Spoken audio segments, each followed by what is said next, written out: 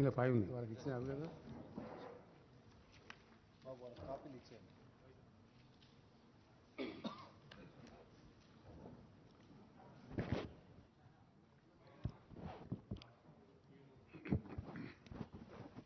మీరు తొందరగా ఇచ్చేస్తే బెటర్ అందరికీ.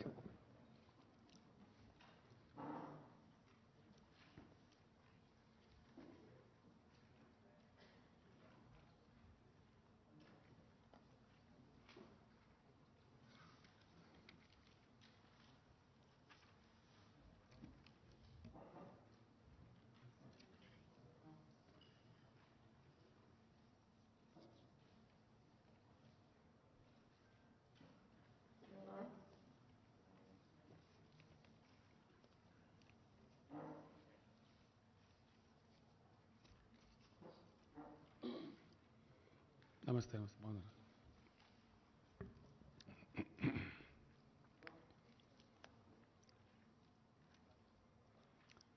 చెప్పేసుకుందాం కదా.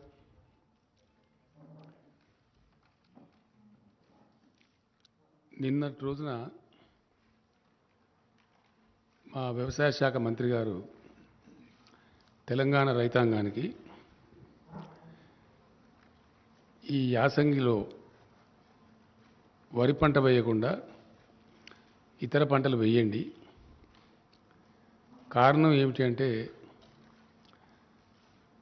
ధాన్యం సేకరణ చేసేటువంటి కేంద్ర ప్రభుత్వం ధాన్యం సేకరణ మేము చెయ్యము అని కరాఖండిగా తేల్చి చెప్తున్నారు కాబట్టి నష్టపోతాము, అట్లా వద్దు అని చెప్పారు. ఇంకొక మాట కూడా సందర్భంలో వారు చాలా స్పష్టంగా చెప్పారు. తెలంగాణ రాష్ట్రం ఏర్పడిన నాడు రైతుల ఆత్మహత్యలు, చాలా కకావికలైనటువంటి వ్యవసాయం, వలసలు, పాలమూరు, నల్లగొండ, మెదక్ జిల్లాల లాంటి ఆనాటి కరువు జిల్లాలుగా గుర్తించిన జిల్లాల నుంచి రైతులు కూడా కూలీ పనుల కోసం హైదరాబాద్ రావటం చాలా దారుణమైన పరిస్థితులు ఉండేవి. టీఆర్ఎస్ పార్టీ ప్రభుత్వం అయిన తర్వాత, రాష్ట్ర సాధన జరిగిన తర్వాత ప్రజలు ఇక్కడ మాకు ఈ రాష్ట్రాన్ని తీర్చిదిద్దేటువంటి అవకాశం అధికారం రూపంలో కట్టబెట్టింది కాబట్టి ఒక స్థిరమైనటువంటి లక్ష్యంతో నిర్ణయాత్మకమైనటువంటి పద్ధతిలో ఈ రాష్ట్రంలో గ్రామీణ ఆర్థిక వ్యవస్థను పరిపుష్టం చేయాలా, అట్లనే వ్యవసాయాన్ని స్థిరీకరించాలి, పల్లెలు చల్లగా ఉండేటట్టు చేయాలి, వృత్తి పని వాళ్ళందరికీ పనులు దొరకాలి అని ఒక అప్రోచ్ని తీసుకున్నాం. స్పష్టమైన పాలసీ. ఆ దిశలో చాలా పటిష్టమైనటువంటి బలమైన అడుగులు కూడా రాష్ట్ర ప్రభుత్వం వేసింది. అందులో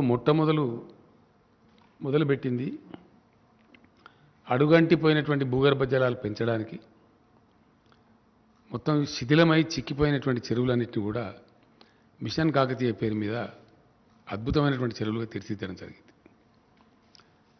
ఇది యావత్ రాష్ట్ర ప్రజానికానికి తెలుసు. ఆ తదనంతరం చాలా అస్తవ్యస్తంగా, లోపభూయిష్టంగా, ఎప్పుడు వస్తుందో ఎప్పుడు పోతుందో తెలియనటువంటి కరెంటును పూర్తిగా సంస్కరించి అనేక పెట్టుబడులు పెట్టి 24 గంటలు అన్ని రంగాలకు భారతదేశంలో మరే రాష్ట్రంలో లేని విధంగా వ్యవసాయానికి కూడా 24 hours clean power supply, very clean power, standard power, quality పవర్ను కూడా సప్లై చేసినాం. అది మాత్రమే సరిపోదు అనే ఆలోచనతో పెట్టుబడులకు కూడా చిన్న చిన్న రైతాంగం, ఇక 93% పైబడి సన్న చిన్నకారు రైతులు ఉన్నారు కాబట్టి ప్రపంచంలో ఎక్కడ లేదు, ఇండియాలో కాదు, రైతు బంధు అనేటువంటి పథకాన్ని తెచ్చి మొదట పంటకు 4,000తో ప్రారంభించి దాన్ని 5,000కు పెంచి ఎకరానికి 10,000 రూపాయలు పెట్టుబడి కోసం ఒక సంవత్సరంలో ఇచ్చే ప్రభుత్వం ఒకటే ఒక ప్రభుత్వం ఇండియాలో, తెలంగాణ ప్రభుత్వం. అట్లాగే రైతులు చితికిపోయినారు కాబట్టి, బ్రతుకులు ఆగమైనవి కాబట్టి, చిన్న రైతులు పాపం చనిపోతే ఆ కుటుంబాలు రోడ్డున పడతాయి కాబట్టి అక్కడ కూడా ఇబ్బంది రావద్దని చెప్పి దాదాపు 13-1400 కోట్లు యావత్తు రైతాంగం యొక్క ప్రీమియం కూడా ప్రభుత్వమే చెల్లిస్తూ ఒక పైసా కూడా రైతు మీద భారం లేకుండా రైతు బీమా పథకాన్ని కూడా తెచ్చినాం. ఇది కూడా unique scheme in the world. ఆ రోజు ఆయన ఎల్ఐసి చైర్మన్ గారే చెప్పారు, Telangana state is the largest customer of LIC అని చెప్పి ఆ చైర్మన్ గారే బాహాటంగా హెచ్ఐసిసిలో సభలో చెప్పినారు. ఇట్లాంటి ఇంకా అనేక చర్యలు. ఆ కాలంలో విత్తనాలు సరిగ్గా దొరికేటివి కావు, విపరీతమైన కల్తీ విత్తనాలు ఉండేటివి. మొత్తం భారతదేశంలో కేంద్రాన్ని కొన్ని నెలల పాటు కొట్లాడి ఒప్పించి పీడీ యాక్ట్, కల్తీ విత్తనాల అమ్మిల మీద పీడీ యాక్ట్ ఉన్న ఒకే ఒక రాష్ట్రం తెలంగాణ, ఇండియాలో ఎక్కడ లేదు. అది కూడా మమ్మల్ని చాలా సతాయించింది కేంద్రం అది ఇవ్వమంటే. అనేక నెలలు పోరాటం చేసి కేంద్రాన్ని ఒప్పించి కల్తీ విత్తనాలు అమ్మిన వాళ్ళ మీద పీడీ యాక్ట్ తెచ్చిన ఒకే ఒక రాష్ట్రం ఇండియాలో. ఇది రైతాంగం యొక్క శ్రేయస్సును కోరుకొని. ఎరువులు అసలు దొరికేటి కావు. తెలంగాణ ఏర్పడక ముందు రైతాంగానికి ఎరువులు కావాలంటే రోజుల తరబడి లైన్లలో ఉండటం, అక్కడ గలాటాలు కావటం, చివరికి పోలీస్ స్టేషన్లలో ఎరువు బస్తాలు పెట్టిన అమ్మిన పరిస్థితులు కూడా మనం చూసినాం. రైతులు చూసినది అందరి గమనంలో ఉంది, అందరికి తెలిసిన విషయం. ఆ రోజు మొత్తం వాడినటువంటి ఎరువులలో ఈరోజు 3 ఫోల్డ్స్ పెరిగిపోయింది. అప్పటికిప్పటికి 3 రెట్లు ఎక్కువ పెరిగింది. దాదాపు 50-55 లక్షల టన్నుల 2 పంటలకు కలిపి ఎరువుల వాడకం జరుగుతూ ఉంది. ఆ రోజు కేవలం 13-14 లక్షలు ఉంటేనే పోలీస్ స్టేషన్లో పెట్టి అమ్మించారు. కానీ కేంద్రాన్ని ఒప్పించి, ఆయన ఇప్పుడు లేరు పాపం, చనిపోయినారు, అనంతకుమార్ గారు అని మినిస్టర్ ఉండేప్పుడు, వాళ్ళని ఒప్పించి మాకు సమ్మర్లో ఇవ్వండి, ఎవరు తీసుకున్నప్పుడు మేము తీసుకుంటామని చెప్పి వాటిని పెట్టడానికి గోడౌన్లు కూడా నిర్మాణం చేసి అగమేఘాల మీద అది కూడా పునరుద్ధరించి మంచి విత్తనాలు అందుబాటులోకి తేవడం, ఎరువులు అందుబాటులోకి తేవడం, మిషన్ కాకతీయ ద్వారా చెరువుల పునరుద్ధరణ చేసి భూగర్భ జలాలు పెంచడం, 24 గంటలు క్వాలిటీ పవర్ సప్లై చేయడం, పెట్టుబడికి రైతు బంద్ చేయడం, దురదృష్టవశాత్తు రైతు చనిపోతే రైతు బీమా చేయడం. ఇట్లాంటి చర్యల వల్ల అద్భుతమైనటువంటి వ్యవసాయ స్థిరీకరణ జరిగింది. జరిగి దాని మీద ఈరోజు కరోనా లాంటి విపత్కర పరిస్థితి వస్తే 100% ధాన్యాన్ని ప్రతి గ్రామంలో దాదాపు 6,000 పైచీలకు కొనుగోలు కేంద్రాలు ఏర్పాటు చేసి రైతులు మార్కెట్కు రాకుండా ఒక దగ్గర జమ కాకుండా నెలల తరబడి, అనేక నెలల తరబడి ధాన్యాన్ని కూడా సంపూర్ణంగా కొనుగోలు చేసిన ఒకే ఒక రాష్ట్రం ఇండియాలో ఇలా తెలంగాణ. అంటే రైతులను కడుపులో పెట్టుకొని వాళ్ళని సాధాలని, వాళ్ళని ఒక లైన్లో పెట్టాలని అద్భుతమైనటువంటి కృషి చేసి లైనప్ చేసింది టీఆర్ఎస్ గవర్నమెంట్. ఇది జరిగిన చరిత్ర మీకు తెలుసు, అందరికీ తెలుసు, ప్రజలకు కూడా తెలుసు. అందరు రైతుల స్వానుభవంలో ఉన్నటువంటి మాట ఇది, వాళ్ళ సొంత అనుభవంలో ఉన్న మాట. గత 7 ఏళ్ల కింద ఎట్లా ఉండే, ఈరోజు ఎట్లా ఉన్నది ప్రతి రైతుని ఎవరినంటే చెప్తారు. ఇది జరిగింది. ఈ సందర్భంలో ఒక మాట ఇక్కడ చెప్పాల్సిన అక్కర్నది. భారత రాజ్యాంగ నిర్మాతలు ఆహార కొరత దేశంలో సంభవించినప్పుడు ప్రజలకు ఆహార కొరత రాకుండా చూసేటువంటి బాధ్యతను కేంద్రం మీద పెట్టారు. అందులో నుంచి పుట్టుకొచ్చిందే ఫుడ్ కార్పొరేషన్ ఆఫ్ ఇండియా.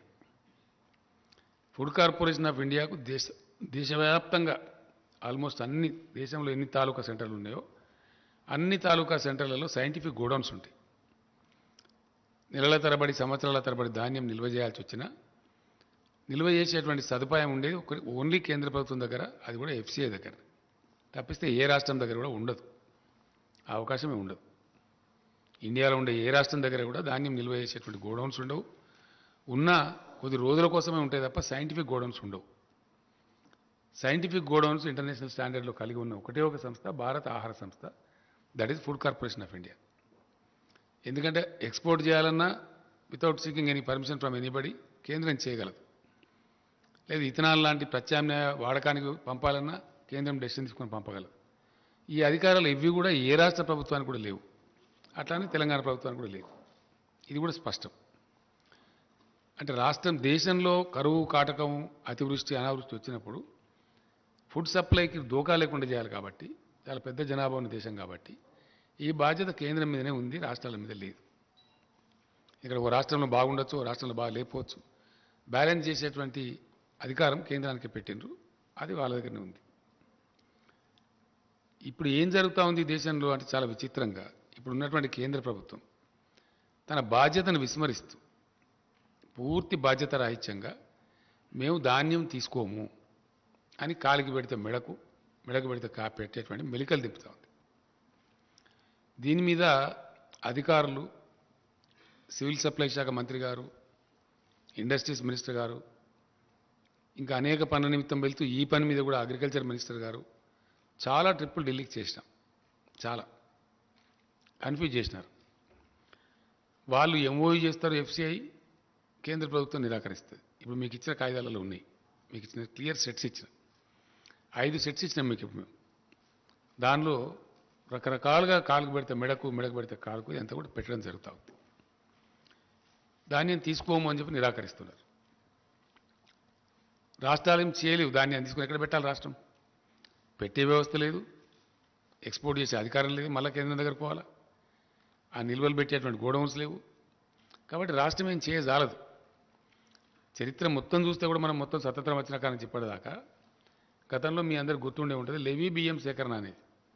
అప్పుడు ఆహారం ధాన్యం తక్కువ ఉన్నప్పుడు రైతు వేరే చోట అమ్ముకుంటా అంటే అమ్ముకొని ఇవ్వకుండా కూడా బలవంత పెట్టి లెవీ సేకరణ అని చెప్పి చేసేది. ఖచ్చితంగా ప్రతి రైతు, ప్రతి మిల్లర్ ఇంత ఇవ్వాలని చెప్పి చేసేది ఒక కాలంలో. ఇప్పుడు ఆ బాధ్యత కేంద్రం మీదనే ఉంటుంది. మొన్న ఈ మధ్య దాదాపు 4 రోజుల క్రితం ఎంత కొంచెం చిక్కు వస్తున్నదని చెప్పి తెలిస్తే నేనే స్వయంగా ఢిల్లీకి వెళ్ళి ఆ సంబంధిత శాఖ మంత్రి గారిని కలిసి మాట్లాడడం జరిగింది. ఎఫ్సిఐ ఎంఓయూ చేయడం, మీరు నిరాకరించడం మరి ఇది సరైన పద్ధతి కాదు కదా. 1 సంవత్సరం టార్గెట్ మీరు ఎంత తీసుకుంటారో చెప్పండి మా రాష్ట్రం నుంచి, దాని ప్రకారం మేము రైతులకు కూడా చెప్తాం పంట మార్పిడి చేసుకుంటామని చెప్పినాం. ఆ పంట మార్పిడి చేయించండి అని నాతో చెప్పిండు. ఆయన నాతో చెప్పడానికి మీకు ఇచ్చిన సెట్స్లో కూడా ఉంది. 3 టైమ్స్ క్లియర్గా పంట మార్పిడి చేయించండి, పంట మార్చండి, మార్చిన పంట రైతులు వేస్తే వాళ్ళకి ఇన్సెంటివ్ కూడా ఇవ్వండి అని చెప్పి కూడా రాశారు. క్లియర్ మీకు ఇచ్చిన సెట్స్లో ఉంది, తీసుకోమని చెప్పి. ఇక్కడ ఇంకో విచిత్రమైన పరిస్థితి ఏంటంటే ఈ బియ్యం దీనికి ఒక చిన్న కథ ఉన్నది. ఇది ప్రజలకు తెలియాలి కాబట్టి నేను చెప్తా ఉన్నాను. ఏంది కథ అంటే వర్షాకాలంలో పండే పంటనేమో తక్కువ టెంపరేచర్ ఉన్నప్పుడు పంట చేతికి వస్తుంది. అప్పుడు దానికి నూకలు కావు, మిల్లర్స్ కూడా ప్రాబ్లం ఉండదు. తెలంగాణ ప్రాంతంలో యాసంగిలో పండే పంట ఏదైతే ఉంటుందో అది ఫిబ్రవరి 20 తర్వాత ఫ్లవరింగ్ అంటే ఈంతేనే ధాన్యం వస్తుంది, లేకపోతే తాళైపోతుంది. ఫిబ్రవరి 20 తర్వాత న్యాచురల్గా మన దగ్గర టెంపరేచర్స్ పెరుగుతాయి. మార్చ్ ఏప్రిల్ దాకా వరి కోతలు జరుగుతాయి. అప్పుడు 35 డిగ్రీస్ దాటిపోతుంది. అప్పుడు ఏమైందంటే నూక అయిపోతుంది. ఆ నూక కావద్దు, ఎక్స్పెక్టెడ్ అవుట్టర్న్ రావాలి అంటే దేశంలో కొన్ని రాష్ట్రాలలో బాయిల్డ్ రైస్ వినియోగం ఉంది కాబట్టి దాన్ని బాయిల్ చేసి మిల్లర్స్ తయారు చేసి ఇస్తారు. పబ్లిక్ డిస్ట్రిబ్యూషన్ సిస్టమ్ కింద కంట్రోల్ బియ్యం ఇచ్చేది ఏదైతే ఉంటుందో కేంద్ర ప్రభుత్వమే అన్ని రాష్ట్రాలకు కేటాయిస్తుంది కాబట్టి వాళ్ళు బాయిల్డ్ రైస్ తీసుకునేది యథావిధిగా రాష్ట్రాలకు పంపించేది. వాళ్ళు దాన్ని తీసుకోమని నిరాకరిస్తున్నారు. అంటే తెలంగాణలో యాసంగి వరి పంట అంటే బాయిల్డ్ రైసే, మామూలు రైస్ రాదు. వస్తే చాలా తగ్గిపోతుంది. వర్షాకాలందేమో రా రైస్ వస్తుంది, కానీ దీనిలో రాదు. యాసంగిలో వరి పంట అంటే డెఫినెట్గా బాయిల్ చేయాల్సి వస్తుంది మ్యాక్సిమం. రా రైస్ పడితే ఏమైందంటే నూక ఎక్కువైపోయి బియ్యం % తగ్గిపోయి అది గిట్టుబాటు కాదు, అందువల్ల చెయ్యరు. దాన్ని దృష్టిలో పెట్టుకొని కేంద్రం తీసుకొని అంటున్నది. గత సంవత్సరం ఏం చేసినారు మీకు ఇచ్చిన దానిలో ఉంది, మీరు 80% బాయిల్డ్ రైస్ ఇవ్వండి, 20% మామూలు రైస్ ఇవ్వండి, మేము తీసుకుంటాం, అన్లిమిటెడ్ క్వాంటిటీ తీసుకుంటామని చెప్పి ఇక్కడ ఉండబడే ఎఫ్సిఐ జనరల్ మేనేజర్ ఆయన మన సివిల్ సప్లైస్ కమిషనర్ గారికి లెటర్ ఇచ్చాడు. 50 లక్షల టన్నుల బాయిల్డ్ రైస్కు ఒప్పందం చేసి ఇచ్చారు. ఆ లెటర్ కూడా ఉంది, మీకు ఇచ్చిన దానిలో ఉంది. కానీ తీరా అయింది ఒక 24 లక్షల టన్నులు తీసుకొని మిగతాది మేము తీసుకోమని మెలకబెట్టారు. నేను మొన్న వెళ్ళినప్పుడు మీరు తీసుకోమంటే మరి ఇప్పుడు ఏం చేయాలా? ఆ ధాన్యం ఎటు పోవాలా? మాకేం వ్యవస్థ లేదు. ఎట్లా ఉంటుంది అంటే మీరు భవిష్యత్తులో మాకు బాయిల్డ్ రైస్ ఇవ్వము అని రాతపూర్వకంగా ఇవ్వండి, ఇన్ రైటింగ్ ఉన్నది, మీకు ఇచ్చిన లెటర్లో ఉంది, ఇన్ రైటింగ్ ఇవ్వండి. ఇస్తేనే మీ దగ్గర ఇప్పుడు ఉన్నది తీసుకుంటాం లేకపోతే తీసుకోం ఆ విధంగా చెప్పారు. అప్పుడు ఏం చేస్తాం ఇక మనం రైస్ పోవాలి కదా, అది వేల కోట్ల రూపాయల వ్యవహారం. డబ్బులతో మరి పెట్టి రైతులకు డబ్బులు ఇచ్చేసినాం, బ్యాంకులో ఇంట్రెస్ట్ పడతా ఉంటుంది. కాబట్టి దాన్ని ఏం చేసినామంటే రైటింగ్ రాసి ఇచ్చినాం ఆయన బలవంతం. కాబట్టి అక్కడికి ఇంకొక 5 లక్షల టన్నులు తీసుకోలే. మొదలు 24 లక్షల టన్నులు, తర్వాత మళ్ళీ 20 లక్షల టన్నులే తీసుకున్నారు. ఇంకొక 5 లక్షల టన్నులు ఇప్పుడు మిగిలింది. ఇది గత యాసంగి వడ్లే. దాని సంగతి ఇంకా తేల్చలేదు కేంద్రం, వాళ్ళ దగ్గర పెండింగ్ ఉంది ఆ ఇష్యూ. నేను చెప్పి వచ్చినా ఆయన మంచిగా పరిశీలించి చేస్తా అని చెప్పిండు, అది అక్కడ పెండింగ్ ఉంది. అదొక భాగం. దాని సంగతి ఏందని తెలియదు. రెండవ భాగం, ఈ సంవత్సరానికి ఎంత ఇస్తారో చెప్పండి అని అడిగినాం. ఆ టీకా మై బాత్ में बात करते నేను ऐसा नहीं होता, నేను ఉంటా, నేను ఇదే పనిగా వచ్చిన, కాబట్టి నేను రేపు కూడా ఉంటా. మీరు పిలవండి, మీ సెక్రటరీని పిలవండి, మీ ఎఫ్సిఐ వాళ్ళని పిలవండి, అందరి ముందు నేనే ఉండి మాట్లాడతాను చెప్పండి. మాకు స్పష్టమైన అవగాహన కావాలి, కన్ఫ్యూజన్లు పనికిరాదని చెప్పి తెల్లారి సమావేశం పెట్టారు. పెట్టిన తర్వాత మంత్రి ఏమంటారంటే మేము ఇంత తీసుకునే పరిస్థితి లేదు, కాబట్టి ఎంతో కొంత నిర్ణయం చేసి మీకు తెలియజేస్తాం, మీకు కమ్యూనికేట్ చేస్తామని చెప్పారు. ఈ రోజు వరకు ఎంత తీసుకుంటామనేది వాళ్ళు చెప్పలే. ఈ సంవత్సరం పంట యాసంగి పోయిన తర్వాత ఈ సంవత్సరంలో ఈ కాలం ఆ కాలం లేదు. బాయిల్ రైస్ అయితే జీరో, మేము తీసుకో ఒక కేజీ కూడా తీసుకోం. రా రైస్ ఎంత తీసుకుంటాం అది కూడా చెప్పలేదు. ఈ కన్ఫ్యూజన్లో ఏమైంది, వర్షాకాలంలో మన దగ్గర వేసిన పంట 62 లక్షల పైచిలక ఎకరాలలో తెలంగాణలో వరి పంట వేసిండ్రు. ఇప్పుడు కోతలు స్టార్ట్ అయింది, ఇప్పుడు స్టార్ట్ అయిపోయి ధాన్యం వస్తూ ఉంది. సరే, దానికి కేంద్రం తీసుకుంటామని చెప్పారు, వాళ్ళు ఎంతో కొత్త తీసుకుంటామని. ఎంత తీసుకుంటామని చెప్పలే ఇప్పటికి. ఈరోజు కమ్యూనికేషన్ లేదు, ఇదే తీసుకునే పరిస్థితి లేదు వాళ్ళు చెప్పే ప్రకారంగా. అంటే సుమారు 1,70,00,000 దాకా వడ్లు వస్తాయి, 1,10,00,000 దాకా ఇంచుమించుగా రైస్ వస్తుంది. 1,10,00,000 రైస్ ఇప్పుడు వర్షాకాలం పంటనే రెడీగా ఉండి ఏదైతే ధాన్యం మార్కెట్లకు వస్తున్నదో, కొనుగోలు కేంద్రాలకు వస్తున్నదో, ఇప్పుడు రెడీగా ఉంది. దాన్ని తీసుకునే దిక్కే లేదు ఇప్పుడు ఇక్కడ. దానికే ఇంకా లెటర్ రాలేదు. నేను మొన్న కూడా 3 days బ్యాక్ కూడా 4 days బ్యాక్ కూడా ఆ మంత్రి గారికి ఫోన్ చేస్తే నేను విదేశాలకు పోయినా, నేను లేకుంటుంది, మీకు 1-2 daysలో చెప్పేస్తాను చెప్పలే. ఆయన సమాధానం లేదు. లేకపోగా ఏం చేసిండ్రు, మీ దగ్గర 62 లక్షల ఎకరాలలో వరి పంట లేనట్టున్నది, శాటిలైట్ పిక్చర్ చూపెడతలేదు అని మనల్ని కించపరిచే మాట మాట్లాడు. నాకు కోపం వచ్చి నేను చెప్పిన, ఇదేం పద్ధతి అండి, మీరు తీసుకోమని చెప్పండి, తీసుకుంటామని చెప్పండి. ఒక రాష్ట్ర ప్రభుత్వంగా మేము లేని వారిని ఉన్నట్టు చెప్తామా? అటువంటి అక్రమాకి ఏముంటుంది? అది ఓను మళ్ళీ మేము రికార్డ్స్ డిజిటలైజ్ చేసినాము, ధరణి పోర్టల్ తెచ్చినాము, ప్లస్ రైతు బంధు డబ్బులు ఇస్తాం మేము. ఏ రైతుకు డబ్బులు ఇస్తున్నాం అనేది మా ఫైనాన్స్ సెక్రటరీ గారు ఇక్కడ హైదరాబాద్లో వేస్తే వాళ్ళ బ్యాంక్ ఖాతాలకు వెళ్ళిపోతున్నాయి. కాబట్టి ఇంత పారదర్శకంగా చేసేదాన్ని మీరు కాదని చెప్తే చాలా టూ మచ్, ఇది కరెక్ట్ కాదు అని కోపానికి వచ్చారు. సరేనండి, మంచిది, మీ వాళ్ళని పంపమంటే మన అగ్రికల్చర్ సెక్రటరీ, మన ఫైనాన్స్ సెక్రటరీ మన ఢిల్లీకి పోయి 3 రోజులు ఉండి వచ్చిండ్రు. దాని మీద ఇప్పుడు ఉలుకు లేదు, పలుకు లేదు, ఇప్పటి సమాధానం రాలే. అంటే 62 లక్షల ఎకరాల్లో వచ్చేటువంటి సుమారు 1,70,00,000 వడ్లదే అతిగతి లేదు ఇప్పుడు. ఇది రెడీగా వచ్చిన పంటదే. ఇది ఉన్న యథాతథమైన పరిస్థితి. దీని మీద వాళ్ళు ఎట్లా మాటలు మార్చిండ్రో, ఎట్లా లెటర్లు ఇచ్చిండ్రో, ఇవన్నీ కూడా మీకు నేను 5 sets ఇచ్చిన. దానిలో హైలైట్ కూడా చేసినాం మేము. ఎస్ వస్తుంది ఇప్పుడు ఆటోమేటిక్గా, దానికే ఇప్పుడు ఏం లేదు. ఇది ఈ విధంగా ఉంది. ఈ విధంగా ఉన్నటువంటి దాన్ని ఇదే ఒక ఇబ్బంది ఉంది, ఒక సమస్యాత్మకంగా ఉంది, ఇది ఏం తేలాలని చెప్తే మనం ఇటీవల శాసనసభ సమావేశం జరిగినప్పుడు కూడా దానిలో కూడా నేను స్పష్టంగా చెప్పిన రైతాంగానికి ఇదంతా. ఇప్పుడు మీకు చెప్పిన సబ్జెక్ట్ అంతా చెప్తూ నవంబర్లో మొదటి వారంలో కానీ రెండో వారంలో కానీ ప్రకటిస్తారు, ప్రభుత్వం ప్రకటిస్తుంది, యాసంగిలో ఏ పంటలు వేసుకోవడం ఉత్తమం అనే మాట చెప్తామని చెప్పాను. అక్కడి నుంచి సమాధానం లేదు ఒకటి. రెండోది బాయిల్ రైస్ అయితే తీసుకోమని చెప్పాను, 2 స్పష్టంగా ఉంది. కాబట్టి వరి పంట వేస్తే ఏమవుతుంది, రైతులు నష్టపోతారు, అది అమ్ముడు పోదు. రాష్ట్ర ప్రభుత్వం కొనుగోలు చేయజాలదు, బికాస్ కేంద్రం తీసుకోదు. కాబట్టి రాష్ట్ర ప్రభుత్వం తీసుకొని ఏం చేయాలా, తీసుకోజాలన్నప్పుడు ఎటు పోవాలి, అది పోదు.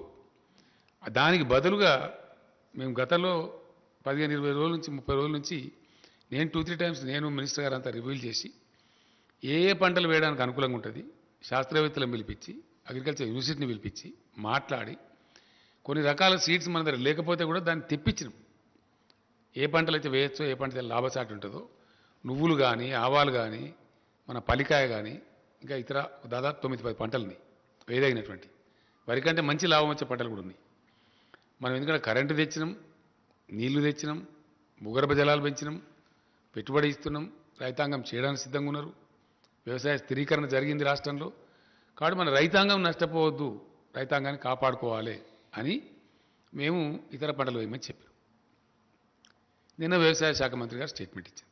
ఇది ధాన్యం పంట, దాని సేకరణ, దాని చుట్టూ ఉన్నటువంటి విషయం ఒక స్పష్టమైన అవగాహనతోని మేము చెప్పిన రైతులకు ఎందుకు చెడిపోయి ఎటు కాకుండా అయిపోయి గత్తరబిత్తరైపోయి ఆత్మహత్యలు చేసుకొని ఆగమైపోయిన తెలంగాణ రైతాంగాన్ని 7 సంవత్సరాల అవిరళ కృషి ద్వారా అనేక పటిష్టమైన చర్యల ద్వారా ఒక దరికి తెచ్చినాం మేము. డెఫినెట్గా ఇలా గ్రామాలలో సంతోషం ఉన్నది, పంటలు పండుతున్నాయి, మంచిగా అద్భుతమైన పంటలు పండుతున్నాయి, నీళ్లు వస్తున్నాయి. కాకతీయ కెనాల్లో దాదాపు 9 నెలల పాటు నీళ్లు పారే పరిస్థితి కళ్ళారా చూస్తూ ఉన్నాం. ఇతర అనేక ప్రాజెక్టులు పారుతున్నాయి. ఇట్లా చేసి పెండింగ్ ప్రాజెక్టులు కంప్లీట్ చేసినాం, కాళేశ్వరం లాంటి పెద్ద ప్రాజెక్టులను కంప్లీట్ చేసినాం. ఇవన్నీ చేసి ఒక స్థిరీకరణ చేసి ఇప్పుడిప్పుడే స్థిరపడి నిలదొక్కుని బ్రహ్మాండంగా రైతాంగం ఒక ఆశావాద దృక్పథం అయిపోతున్నారు. బ్యాంకులలో లోన్లు తీసుకుంటలేరు, తగ్గిపోతూ ఉంది. పెట్టుబడి అందిస్తున్నాం కాబట్టి సకాలంలో టైంలు పోతుంది కాబట్టి చిన్న రైతుకైతే బ్యాంక్ పోయి లోన్ తీసుకునే అవసరమే లేకుండా పోతూ ఉంది. ఆ రకంగా జరుగుతూ ఉంది. ఈ పరిస్థితి ఈ విధంగా ఉంటే నిన్న మంత్రి గారు స్టేట్మెంట్ ఇస్తే ఈ రాష్ట్ర బీజేపీ అధ్యక్షుడు, దేశాన్ని పరిపాలించేటువంటి బీజేపీ అధ్యక్షుడు చాలా బాధ్యతారహితంగా అసత్యమైనటువంటి విషయాన్ని, పచ్చి అబద్ధాన్ని ఆయన చెప్తున్నాడు. ఏమని చెప్తున్నాడు ఆయన? మీరు రైతులు వరి పంటనే పండించాలి, పండించండి, మెడలు వంచి మేము కొనిపిస్తాం. ఎవరి మెడలు వంచుతాడు ఈయన? ఆయన మెడ వంచుకుంటాడా? కేంద్రం మెడ వంచుతాడా? ఎవరి మెడ వంచుతాడు? ఈ ఇంత దురుసుగా ఎట్లా మాట్లాడతారు నాకు అర్థం కాదు. ఏం పద్ధతిలో మాట్లాడతారు? కేంద్ర ప్రభుత్వం ఆర్డర్ ఇస్తుందా మరి? నేను కూడా ఈరోజు చెప్తున్న రైతాంగానికి ఏంటంటే, తెలంగాణలో సామెత ఉంటుందండి, మంది మాటలు పట్టుకొని మార్మానం పోతే మళ్ళొచ్చే వరకు ఇల్లు కాలిపోయింది. ఈ అడ్డదిడ్డం మాట్లాడి, బాధ్యత లేకుండా మాట్లాడి, అనధికారికంగా మాట్లాడి ఢిల్లీ బీజేపీ ఏమో ఇది చెప్తుంది, ఈ లెటర్లు ఇస్తుంది బాజాప్తా అఫీషియల్గా గవర్నమెంట్ జరిగే కరస్పాండెన్స్లో లెటర్స్ ఇచ్చి మేము కొనము, బాయిల్డ్ రైస్ అయితే 1 కిలో కూడా తీసుకోము అని వాళ్ళు కండిషన్లు పెట్టి రాసి డబ్బులు పేమెంట్ ఇవ్వకుండా రాష్ట్ర ప్రభుత్వాన్ని సతాయిస్తారు. ఈయన రాష్ట్ర అధ్యక్షుడిగా ఉండి, ఒక పార్లమెంట్ సభ్యుడిగా ఉండి పూర్తి అబద్ధాన్ని, పూర్తి పచ్చి తప్పును, పూర్తి నిర్లక్ష్య వైఖరితోని బాధ్యతారాహిత్యంగా ఏది పడితే అది మాట్లాడచ్చు, మాట్లాడగలుగుతాము అనేటువంటి ఒక దీంతో ఆయన మాట్లాడాడు. అది పూర్తి తప్పు. ఆయనకు నెత్తి లేదు, నాకు కత్తి లేదు, ఆయనకేమి జిమ్మదారి లేదు, బాధ్యత లేదు. ఈ మాటలు చాలా మాట్లాడుతున్నాడు ఆయన చాలా రోజుల నుంచి. నేను కూడా క్షమిస్తూ వచ్చిన, నా స్థాయి మనిషి కాదు, చిన్నవాడు, పట్టించుకోలే. నా మీద వ్యక్తిగతంగా అడదిడంగా మాట్లాడినా పట్టించుకోలే. ఏనుగు పోతుంటే ఎన్నికలు మరుగుతాయని చెప్పి వదిలిపెట్టాం. కానీ మరీ టూ మచ్గా బాధ ఎక్కడ కలుగుతుంది?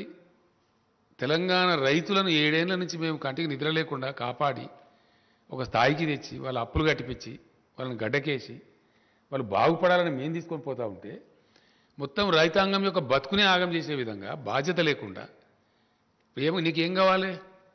రైతులు ధాన్యం పండియాలి, నువ్వు ఢిల్లీలో తీసుకోవు, ఇక్కడ రోడ్ల మీద కూర్చొని ధర్నా చేయాలి, నీ రాజకీయ పబ్బం గడవాలి, అంతే కదా? దీని అనుకున్నది ఏంది? What is that we should understand. ఇలా నేను మాట్లాడాల్సిన అవసరం ఏమొచ్చింది ప్రత్యేకించి? నిన్న అతను స్టేట్మెంట్ ఇచ్చి ఒక కన్ఫ్యూజన్ క్రియేట్ చేసింది కాబట్టి డెఫినెట్లీ నేను రైతాంగానికి చెప్తా ఉన్నా, ఈ సొల్లు కబుర్లు నమ్మి, ఈ పనికి మాలిన మాటలు నమ్మి వరి పంట కనుక వేస్తే దెబ్బ తింటాము. ఇక తెలంగాణలో ఉండేటువంటి వాతావరణ పరిస్థితుల వల్ల యాసంగిలో వరి పంట మనకు క్షేమదాయకం కాదు. తీసుకునేటువంటి కేంద్రం చేతులు ఎత్తేస్తూ ఉంది. మేము తీసుకోమని నిరాకరిస్తూ ఉంది. కేంద్రం మొదటి నుంచి కూడా ఆనాటి నుంచి ఈనాటి రైతు వ్యతిరేకంగా పోతూ ఉంది. రైతు ప్రయోజనాలను కార్పొరేట్లకు అప్పచెప్తా ఉంది. సంవత్సర కాలం నుంచి ఢిల్లీలో రైతులు ధర్నాలు చేస్తూ ఉన్నారు, ఉద్యమాలు చేస్తూ ఉన్నారు. రైతుల మీద కార్లు ఎక్కించి చంపుతా ఉన్నారు. రైతులను కొట్టుమని ప్రోవోక్ చేసి చెప్తా ఉన్నారు ముఖ్యమంత్రి స్థాయిలో ఉండే వ్యక్తులు. కేంద్ర మంత్రులు కార్లు ఎక్కించి చంపుతారు, ముఖ్యమంత్రులేమో దాడి చేయమని చెప్తారు. అంటే ఎంత దూరమైనా పోయి రైతులను వీళ్ళు తొక్కివేసి అణిసివేసే పరిస్థితులు ఉన్నారు. కాబట్టి వాళ్ళ వైఖరి స్పష్టంగా తెలుస్తున్నది. కాబట్టి రేపు మనకు కూడా ఇదే పరిస్థితి సంభవిస్తుందని చెప్పి నిన్న మంత్రి గారు చాలా బాధ్యతతోని చాలా స్పష్టంగా రైతులను కాపాడుకోవాలనే ఉద్దేశంతో ఇంత దూరం తీసుకొచ్చి ఇంత మంచి పెట్టుబడి ఇచ్చి కరెంట్ ఇచ్చి మాకేమో బాధ్యత ఉంది. ఈ రాష్ట్రాన్ని తెచ్చినాం, మేము రైతాంగాన్ని ఒక దరికి తెచ్చినాం, వ్యవసాయాన్ని ఒక దరికి తెచ్చినాం. ఇలా సంతోషంతో ముఖాలు వెలుగుతున్నాయి. కాబట్టి 7 ఏళ్ళు చాలా మేము సహనంతో ఉన్నాం. వీళ్ళు అడ్డదిడ్డంగా మాట్లాడినా, పిచ్చి పిచ్చిగా మాట్లాడినా, అహంకారపూరితంగా మాట్లాడినా, చాలా దురుసుగా మాట్లాడినా, వాళ్ళ స్థాయిని మించి మాట్లాడినా క్షమించినాం, ఊరుకున్న మేము వదిలిపెట్టినాం. కానీ రైతాంగం జీవితంతోనే ఆడుకుంటాము మా చిల్లర రాజకీయాల కోసం. తెలంగాణ రైతులు ఏమైనా పర్వాలేదు, పంట పండించి వాళ్ళు మునిగినా పర్వాలేదు, కానీ మేము మాత్రం సొల్లుపురాణం మాట్లాడుతూనే ఉంటాం, అడ్డం పొడుగు మాట్లాడుతూనే ఉంటాం అనే పద్ధతిలో మాట్లాడినారు. కాబట్టి నేను ఇలా రియాక్ట్ అయ్యి ఇది చెప్పాల్సి వస్తున్నది. రైతాంగాన్ని హెచ్చరించుకోవాలి, రైతాంగాన్ని కాపాడాలి. కాబట్టి చెప్తా ఉన్నాను. డెఫినెట్లీ 100% వీళ్ళు చెప్పేది తప్పు. మొత్తం ఇంకొక విషయం కూడా ఇక్కడ స్పష్టంగా చెప్పాల్సిన అవసరం ఉంది. ఇది వ్యవసాయానికి సంబంధించి. ఎస్, డెఫినెట్గా నేను రైతులకు మనవి చేస్తూ ఉన్నా. 7 ఏళ్ళు మిమ్మల్ని కాపాడింది ఎవరో మీకు తెలుసు, మీకు మంచి కరెంట్ ఇచ్చేది ఎవరో మీకు తెలుసు, ఎరువులు సప్లై ఎట్లా జరుగుతుందో మీకు తెలుసు, మీకు ఇలా ధాన్యం అక్కరపడ్డప్పుడు ఎట్లా కొనుగోలు చేసినామో మీకు తెలుసు. మీరు నష్టపోవద్దని, మీకు ఇబ్బంది కావద్దని, మీరు మునిగిపోవద్దని, అనవసరంగా కేంద్రం కొన్నటువంటి ధాన్యాన్ని పండించి దెబ్బతినవద్దని, మళ్ళా తెలంగాణ రైతులకు దుస్థితి రావద్దని మేము ఈ మాట చెప్పినాం. నిన్న మంత్రి గారు చెప్పిన మాట ఎందుకు చెప్పిండు ఆయన? అక్కడి నుంచి జవాబు లేదు. వర్షాకాలం పంటకే తీసుకురా తెలియదు. అయినా మేము కొనుగోలు కేంద్రాలు ప్రారంభించినాం. ఎట్లనే చేసి ఫైట్ చేద్దాం, కాదంటే ఇంకేదైనా చేద్దాం, కానీ రైతులు మాత్రం నష్టపోనియద్దు. ఈ వర్షాకాలంలో వండిన పంట కొననైతే కొందాం, తర్వాత చూద్దామని చెప్పి ధైర్యం చేసి మేము కొనుగోలు కేంద్రాలు స్టార్ట్ చేస్తాం. కొనుగోలు కేంద్రాలు పెట్టాలని ధర్నా చేస్తారు వీళ్ళే, ఎక్కువ పెట్టాలని చెప్పి. ఢిల్లీలో ధాన్యం కొనరు వీళ్ళే. మళ్ళీ ఇప్పుడు యాసంగిలో పంట ఏమని చెప్పి బాధ్యతారహితంగా చెప్తారు వీళ్ళే. అంటే ఏంది ఇది? దీన్ని ఎట్లా అర్థం చేసుకోవాలా? ఇది బాధ్యత కలిగిన ముచ్చటేనా మాట్లాడేది? ప్రతి విషయంలో కూడా ఇదే మోసం, ప్రతి మాటలో కూడా ఇదే ఒక అహంకారంతో కూడుకున్న ముచ్చట. చాలా చూసినాం ఇట్లా. పెట్రోల్ డీజిల్ ధరలున్నాయండి. పెట్రోల్ డీజిల్ ధరలు అద్భుతమైనటువంటి పద్ధతిలో అబద్ధం చెప్పింది కేంద్ర ప్రభుత్వం. ఎస్, 14లో వీళ్ళు అధికారానికి వచ్చిన నాడు క్రూడ్ ఆయిల్ ధర ఇంటర్నేషనల్ మార్కెట్లో $105.52 ఉంది, US డాలర్స్, $105.52. ఇవాళ క్రూడ్ ఆయిల్ ధర $83 ఉంది. బీజేపీ అధికారంలోకి వచ్చిన 2014 నుంచి నేటి వరకు ఏ ఒక్క సంవత్సరం కూడా 105ను మించి పోలే. $105 దాటలే ధర. మనందరికీ తెలిసి మనం వార్తలు చూసినాం. ఆయిల్ ప్రైజెస్ క్రాష్ అయిపోయి $30 పోయింది ఒకసారి, అయితే $30 పోయింది. బ్రెజిల్ దేశం దెబ్బతిన్నది, రష్యా ఎకానమీ దెబ్బతిన్నది, అవన్నీ కూడా మనం చూసినాం. అయినా వీళ్ళు అంతర్జాతీయ విపణిలో పెరిగింది అని అబద్ధం చెప్పి మోసం చేసి 2 మోసాలు చేసిండ్రు కేంద్ర ప్రభుత్వం. ఒకటి, పెరగని అంతర్జాతీయ ధరలు పెరిగినాయి అని అబద్ధం చెప్పిన ప్రజలకు, దేశానికి. నెంబర్ 1. నెంబర్ 2, పెంచే పద్ధతి వాస్తవానికి ఏంటంటే సుంకం పెంచాలి, అది పెంచకుండా దాన్ని సెస్ రూపంలో కన్వర్ట్ చేశారు రాష్ట్రాల వాటా ఎగ్గొట్టడానికి. ట్యాక్స్ రూపంలో కలెక్ట్ చేస్తే, ట్యాక్స్ పెంచి చేస్తేనేమో ఆటోమేటిక్గా డివైజ్ పూల్లోకి పోతుంది. రాష్ట్రాలకు 41% వాటా ఇవ్వాలి. రాష్ట్రాల వాటా ఎగ్గొడుతూ, రాష్ట్రాల నోరు కొడుతూ దాని పేరు సెస్ కింద మార్చి సెస్ వసూలు మొదలుపెట్టారు. లక్షల కోట్ల రూపాయలు, అనేక లక్షల కోట్ల రూపాయలు. ఇలా ఏపీ చీఫ్ మినిస్టర్ గారు అయితే పేపర్లో ఒక అడ్వర్టైజ్మెంట్ ఇచ్చిండ్రు. చేసి ఏం చేసిండ్రు? భయంకరంగా పెంచేసిండ్రు. ఆ రోజు రూపాయలు పెట్రోల్ ధర ఉంటే 114.49 రూపాయలు చేసిండ్రు. 77 రూపాయల నుంచి 114 రూపాయలు చేసింది పెట్రోల్ ధర. డీజిల్ ధర 68 రూపాయలు ఉంటే 107 రూపాయలు చేసిండ్రు. 107 రూపాయలు 40 పైసలు చేసి ఈ పెరుగుదల మీద వచ్చిన మొత్తం డబ్బు రాష్ట్రాల నోరుగొట్టి వాళ్ళే తీసేసుకున్నారు. సెస్ రూపంలో మార్చేసి ట్యాక్స్ రూపంలో పెట్టకుండా ఇటు రైతులకు ప్రజలకు మోసం, ప్రజల మీద భారం వేయడం, అబద్ధాలు చెప్పి వేయడం, అంతర్జాతీయ మార్కెట్లో పెరగకపోయినా కానీ పెరిగిందని చెప్పడం, పచ్చి తప్పు పచ్చి మోసం, ప్రజలను మోసగించడం. రెండవది రాష్ట్రాల వాటా ఎగ్గొట్టడం సెస్ రూపంలోకి మార్చి ఈ రెండు పనులు చేసి పెంచి ఇప్పుడు ఏం జరిగింది? మన జరిగిన ఉప ఎన్నికలలో ప్రజలు తీవ్రంగా రియాక్ట్ అయ్యారు, కొట్టిండ్రు. ఇప్పుడు 4 రాష్ట్రాల ఎన్నికల్ని అక్కడి కోసం కంటి తుడుపు చర్య కింద ఐవాష్ కింద ఒక 5 రూపాయలు పెట్రోల్ మీద, డీజిల్ మీద ఎంత 10 రూపాయలు తగ్గించి ఇదేదో మేము ఘనకార్యం చేసినాం. పెంచింది కొండంతా, తగ్గించింది పిసరంతా. కొండంతా పెంచి పిసరంతా తగ్గించి ఇంకా ఈ గొప్పతనానికి మేము చేసిన గొప్పతనానికి మేము చేసిన మోసానికి మీరు రాష్ట్రాలు కూడా తగ్గించండి. మేము ధర్నాలు చేస్తాం. ఎవరు ధర్నా చేయాలా? ధర్నా మీరు చేయన్నా మేము చేయన్నా? నేను ఇప్పుడు డిమాండ్ చేస్తా ఉన్న కేంద్ర ప్రభుత్వాన్ని, ఈ రాష్ట్ర బీజేపీ, సెస్ విత్డ్రా చేసుకోండి మొత్తం. కమాన్ విత్ ద సెస్. 105 రూపాయలు దాటనే లేదు. ప్రజల మీద భారం వేయద్దంటే, మీకు ప్రజల మీద ప్రేమ ఉంటే డెఫినెట్గా మీరు 77 రూపాయలకి పెట్రోల్ ఇచ్చేయాలి. 2014 రేట్కి ఇవ్వచ్చు. పెరగలే, మీరు పెంచారు. ప్రజల మీద మీరు భారం వేసారు. సైమల్టేనియస్లీ రాష్ట్రం ఒక పైసా పెంచలే. ఆనాడు ఎంతుందో మేము అధికారంలోకి వచ్చినాడు వ్యాట్ మేము పెంచగలిగే ఒక వ్యాటే. వ్యాట్లో మేము ఒక నయా పైసా, రూపాయి కాదు నయా పైసా కూడా పెంచలే. పక్కనున్న ఏపీ అన్న కనీసం వాళ్ళు రోడ్డు సెస్ అని చెప్పి ఒక రూపాయి తీసుకుంటారు, కానీ మేము రూపాయి కాదు పైసా కూడా తీసుకోలేదు. ఒకటి మీరు పెంచిండ్రు, 2 మేము రాష్ట్రం పెంచలే. ఇలా మమ్మల్ని తగ్గించి మేము ఎట్లా మాట్లాడతావు? నువ్వు ఏ నైతికతతో మాట్లాడతావు? అంటే అడ్డం పొడువు ఇష్టం వచ్చినట్టు నోటికొచ్చినట్టు ఏదైనా సరే మాట్లాడచ్చు అని చెప్పి ఒక అహంకారంతో మాట్లాడుతూ ఉన్నారు. మితిమీరి అతిమీరి అడ్డదిడ్డంగా మాట్లాడుతూ ఉన్నారు. నేను ఇక్కడ ఒకటే మాట మనం చేసేది ఏంటంటే, నన్ను వ్యక్తిగతంగా నిందించినా నేను పడ్డా. ఇదే రాష్ట్ర బీజేపీ అధ్యక్షుడు చాలా చిల్లరగా, చాలా నీచంగా, చాలా దారుణంగా కేసీఆర్ను జైలుకు పంపిస్తాం, మా వ్యూహం మాకు ఉంది, మా జాతీయ అధ్యక్షుడు చెప్పిండు నాకు అని బహిరంగ ప్రకటనలు చేసిండు. అయినా మేము కేర్ చేయలే. ఏనుగోంగా ఎన్ని కుక్కలు మరుగుతాయి అనుకుని నన్ను జైలుకు పంపిస్తావాను? బలుపా? అహంకారమా? ఏం కన్ను నెత్తికొచ్చినాయా? ఎవరితో మాట్లాడుతున్నావు నువ్వు?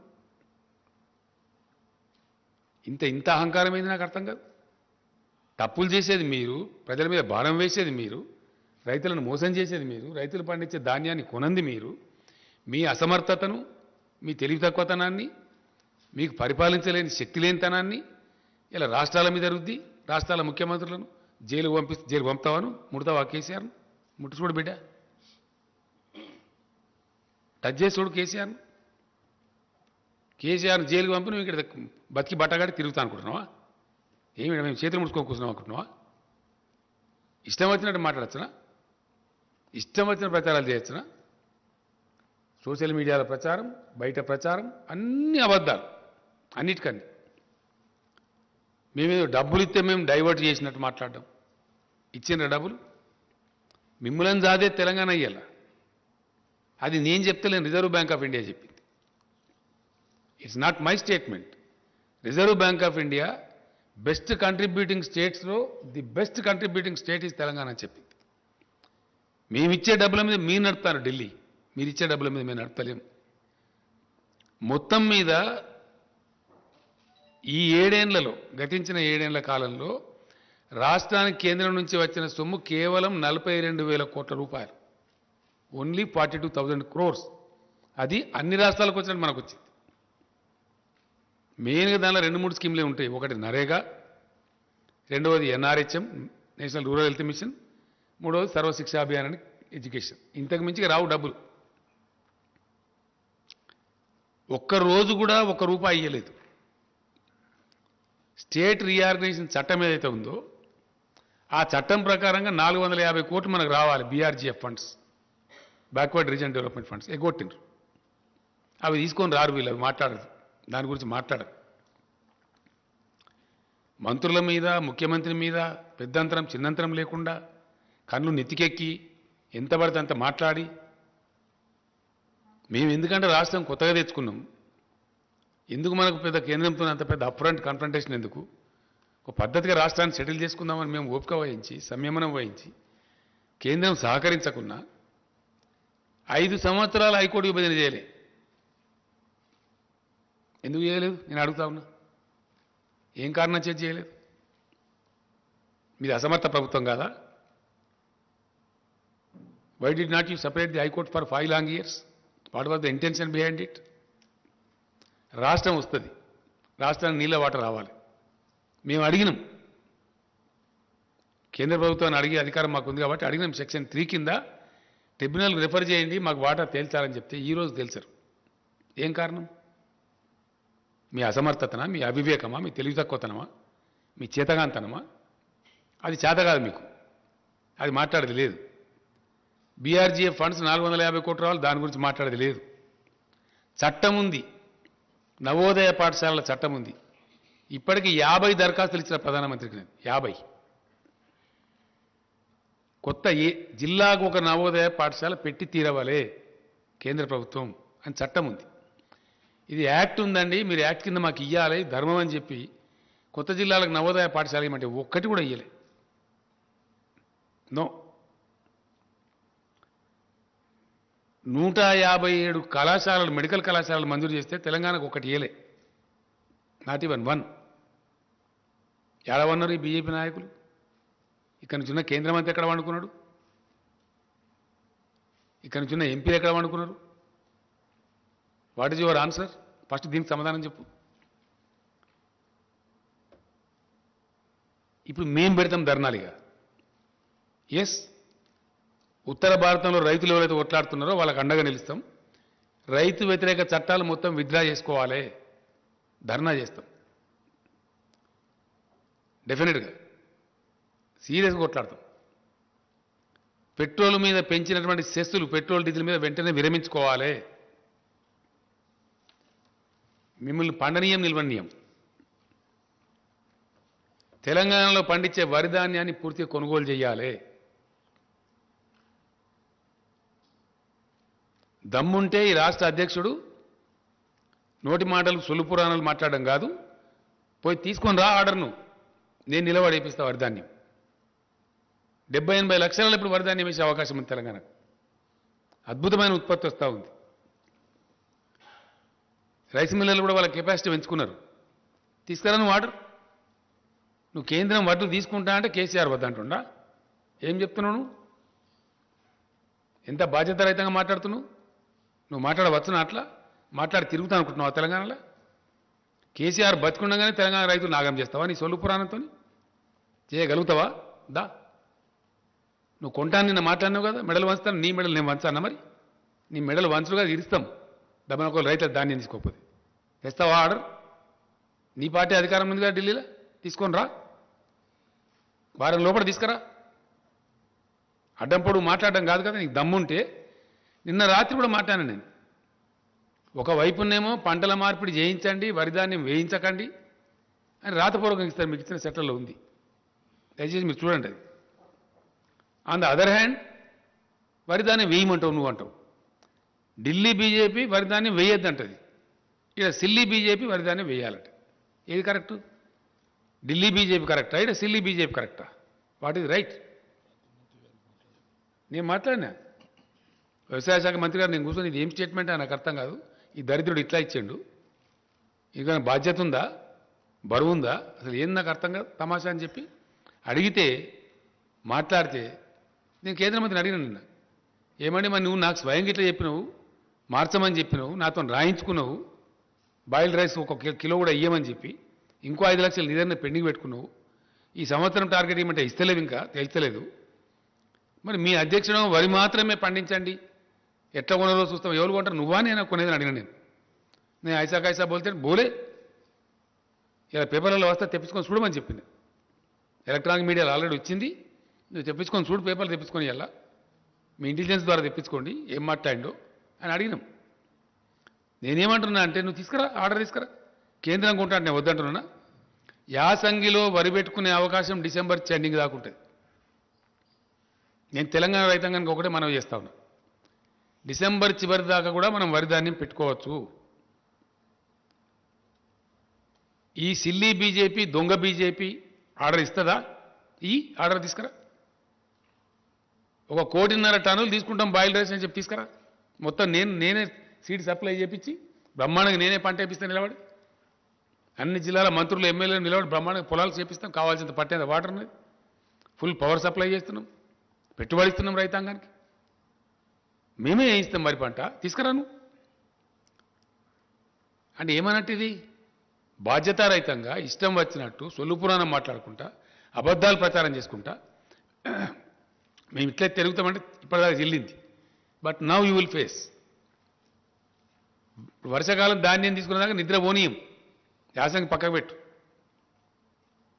కేంద్ర ప్రభుత్వాన్ని నిద్ర పోనీయం, ఇక్కడ వీళ్ళని కూడా తిరగనీయం బజార్ మీద. మేం చేస్తాం ధర్నా. మీ ధర్నా సంగతి ఏందో మెడలు ఎవరి వంచాను, నీ వంచానా, నా వంచాను, ఎవరి వంచాను, ఏ ప్రభుత్వాన్ని వంచాను ప్రజల ముందు పెడతాం బజార్లో. చాలా ఇష్యూలున్నాయి, ఇంకా చాలా అనేకమైన ఇష్యూల్ని. ఇన్ని రోజులు ఎందుకన్నా మేము ఒక మర్యాదగా పద్ధతిగా కొత్త రాష్ట్రం కాబట్టి దీన్ని సెటిల్ చేసుకుందాం అని చెప్పినాం. అన్ని ఉల్టాపల్టా మాట్లాడతారు, ప్రతి విషయానికి ఉల్టాపల్టా మాట్లాడతారు, ప్రతి విషయానికి అబద్ధాలు చెప్పడం. మీకు చేత కాదు, మీరేం చేయలే. మేము కమిట్మెంట్ ఉన్నోళ్ళం, మీ రాష్ట్రం తెచ్చిన వాళ్ళు. ఎస్, మేము దళిత బంధు పథకం తెచ్చినాం, 100కు 100% దాన్ని అమలు చేస్తాం. మాకు చిత్తశుద్ధి ఉంది, ఇట్స్ అవర్ ఎజెండా. స్పష్టంగా చెప్పిన ఉప ఎన్నిక రాగానే దొంగ మాటలు మాట్లాడడం, అబద్ధాలు చెప్పడం, సోషల్ మీడియాలో ఇష్టం వచ్చినట్టు అవాకులు చెవాకులు పెరగడం, ఇష్టం వచ్చిన పద్ధతులు ఎవరు పడితే వాళ్ళను ఏది పడితే అది మాట్లాడడం, ప్రజలను తప్పుదారి పట్టేయడం. ఇన్ని రోజులు మీ ఆటలు చెల్లినవి బిడ్డ. మీ నోటికొచ్చినట్టు కూస్తున్నారు కారుకూతలు. దళితుల కోసం, గిరిజనుల కోసం పెట్టినటువంటి ఆట్రాసిటీ చట్టాన్ని పట్టుకొని ఒక విధవ లొటపీస్ చట్టం ఉంటాడు. ఎవరు లొటపీస్? చట్టాలు గౌరవం లేదు, కోర్టు గౌరవం లేదు, దళిత గిరిజన ప్రజలంటే భయం లేదు. మీకు ఏం తమాషా చేస్తున్నారా ఈ రాష్ట్రంలో? ఏమో మీ అరాచకమా? ఏం చేసింది మీరు? ఏ వర్గం ప్రజలు చేసినారు? మీ 7 ఏళ్ల పరిపాలన ఈ దేశానికి ఉరగబెట్టింది ఏంటి? ఒక్క మంచి పని ఉందా మీ కేంద్రం చేసిన, ప్రభుత్వం చేసిన మంచి పని? ఒక్కటి. మీరు దళితులకు చేసిండ్రా, గిరిజనులకు చేసిండ్రా, బీసీలకు చేసిండ్రా, రైతులకు చేసిండ్రా, నిరుద్యోగ యువకులకు చేసిండ్రా? ఒక్క మాట మీద నిలబడ్డరా? 15 లక్షలు ఇస్తామని ఇచ్చిండ్రా? 2 కోట్ల ఉద్యోగాలు ఇస్తామని ఇచ్చిండ్రా? Yes, I'm questioning. As a party president, as a chief minister, I'm questioning. ఏ మాట మీద నిలబడ్డారు మీరు? సందర్భం వచ్చినప్పుడల్లా భావోద్వేగాలు రెచ్చగొట్టడం. అయితే అంతర్జాతీయ సరిహద్దు భావోద్వేగాలు రెచ్చగొట్టాలి, లేకపోతే మతపరమైన భావోద్వేగాలు రెచ్చగొట్టాలి, ఓట్లు దండుకోవాలి. ఇదా రాజకీయం? ప్రజలతో చెలగాటమాడే పద్ధతి ఇదా? ఇలా మొత్తం నాశనం పట్టిన దేశాన్ని, దేశ జీడిపి మంట కలిసిపోయింది, ఫుడ్ సెక్యూరిటీలో నాశనం అయిపోయింది. నేపాల్ కన్నా, బంగ్లాదేశ్ కన్నా, పాకిస్తాన్ కన్నా తక్కువ ఉంటుందా ఇండియా జీడిపి? ఎవరి ఘనకార్యం ఇది? ఎవరి తప్పిది? మీకు చేతగాక, వ్యవహారం చేయరాక, అడ్డగోలు ట్యాక్సులు పెంచి ప్రజల మీద భారం పెంచుకుంటా, మొత్తం ప్రభుత్వ రంగ సంస్థలను ఊడబీకి ప్రైవేటైజ్ చేసి, ఎంత అద్భుతమైన సంస్థనండి ఎల్ఐసి లాంటి సంస్థను ఎందుకు ప్రైవేటీకరించాలా? కేంద్ర ప్రభుత్వానికి 30-40 లక్షల కోట్లు ఇస్తారు వాళ్ళు డబ్బులు, మీ బడ్జెట్లో భాగంగా ఉంటుంది అది. అటువంటి బ్రహ్మాండమైన సంస్థలను నిర్వీర్యం చేసుకుంటూ మీరా మాట్లాడే? ఎన్ని రకాల ఒత్తిడి పెడుతున్నారు రాష్ట్ర ప్రభుత్వాలను మీరు? ప్రతి బాయి కాడ, రైతు కాడ మీటర్ పెట్టమని చెప్తున్నారు. నేను రెసిస్ట్ చేస్తా ఉన్నాను, నేను పోరాటం చేస్తా ఉన్నాను 2 సంవత్సరాల నుంచి. ఎందుకు పెట్టాలో? మా రైతాంగాన్ని మేము ప్రీగించుకుంటాం, డబ్బులు మేము కట్టుకుంటాం, బిల్స్ మేము పే చేస్తామంటే కూడా నో పెట్టాలి. లేకపోతే ఆర్ఈసీ ద్వారా, పిఎఫ్సి ద్వారా మీకు వచ్చే రుణాలు బంద్ చేయిస్తాం అని బ్లాక్ మెయిల్ చేస్తారు. ఇవన్నీ వాస్తవాలు. ఇప్పుడు తగులుకుంటాం, ఇక మాట్లాడతాం. మీ చరిత్ర ఏందో, మా చరిత్ర ఏందో, ప్రజలకు మీరేం చేసినారో, మేమేం చేసినామో ఇప్పటిదాకా అలో చేసినాం మేము. బట్ నౌ నో, ఖచ్చితంగా కేంద్ర ప్రభుత్వం వెంబడబడతాం, ఇక్కడ ఉండే బీజేపీ వెంబడబడతాం. ఈ సమస్యలకు ఎవరు జవాబు చెప్పాను, ఎవరు బాధ్యత వహించాను, ఈ రైతుల ధాన్యం సంగతి ఏందో, మిగతా పెండింగ్ ఏమి ఇచ్చానండి. స్టేట్ రీఆర్గనైజేషన్ యాక్ట్లో ఉన్న కూడా ఇంప్లిమెంట్ చేస్తలేరు.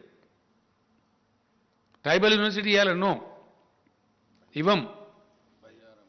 బయ్యారం ఉక్కు ఫ్యాక్టరీ పెట్టాలని నో, ఇవ్వం. కోచ్ ఫ్యాక్టరీ పెట్టాలి, ఇవ్వం. ఒక్క పని ఒక్కడన్నుందా పని? ఈ సోకాల్డ్ బీజేపీ అధ్యక్షుడు కానీ ఇంకోటి కానీ ఇప్పుడున్న కేంద్ర మంత్రి కానీ 10 రూపాయలు పనిచేసిండ్రా తెలంగాణకు? 10 రూపాయలు ఏ పని చేసిండ్రు మీరు?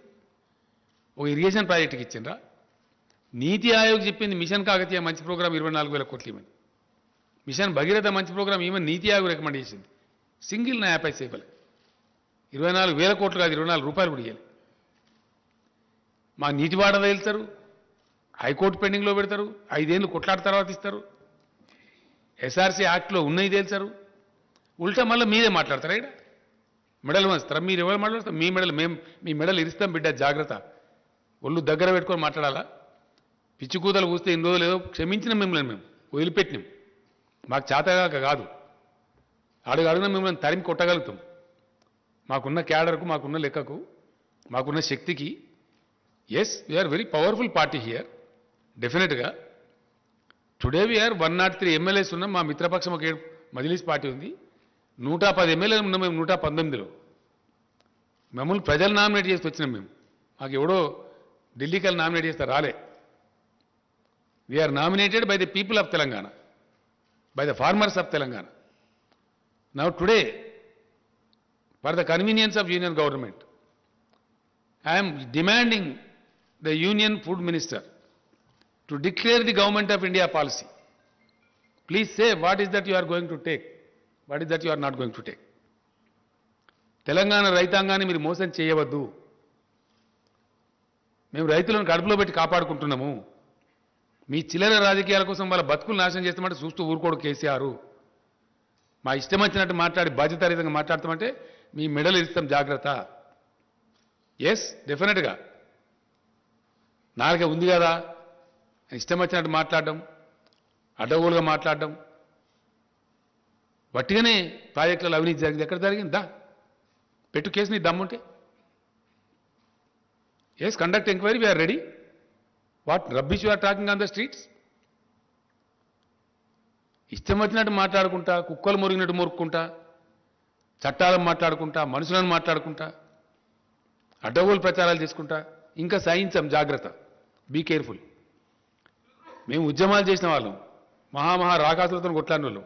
ఈ గోకాసులు ఏం లేక నలిసి పారేస్తాం. తమాషా చేస్తున్నారా ఈ రాష్ట్రంలో? What is this? ఇప్పటిదాకా మేము ఎందుకన్నా మంచి పద్ధతిలో పోయినాం. నేను ప్రధానమంత్రి కూడా చెప్పిన, మీరు చేయాల్సినవి చేస్తలేరు, అయినా మేము మీకు కోఆపరేట్ చేస్తున్నాం. అనేక సందర్భాల్లో కోఆపరేట్ చేసినాం. President of India election cooperate చేసినాం, vice president of India election cooperate చేసినాం, అనేక బిల్స్ పాస్ చేసేటప్పుడు కోఆపరేట్ చేసినాం.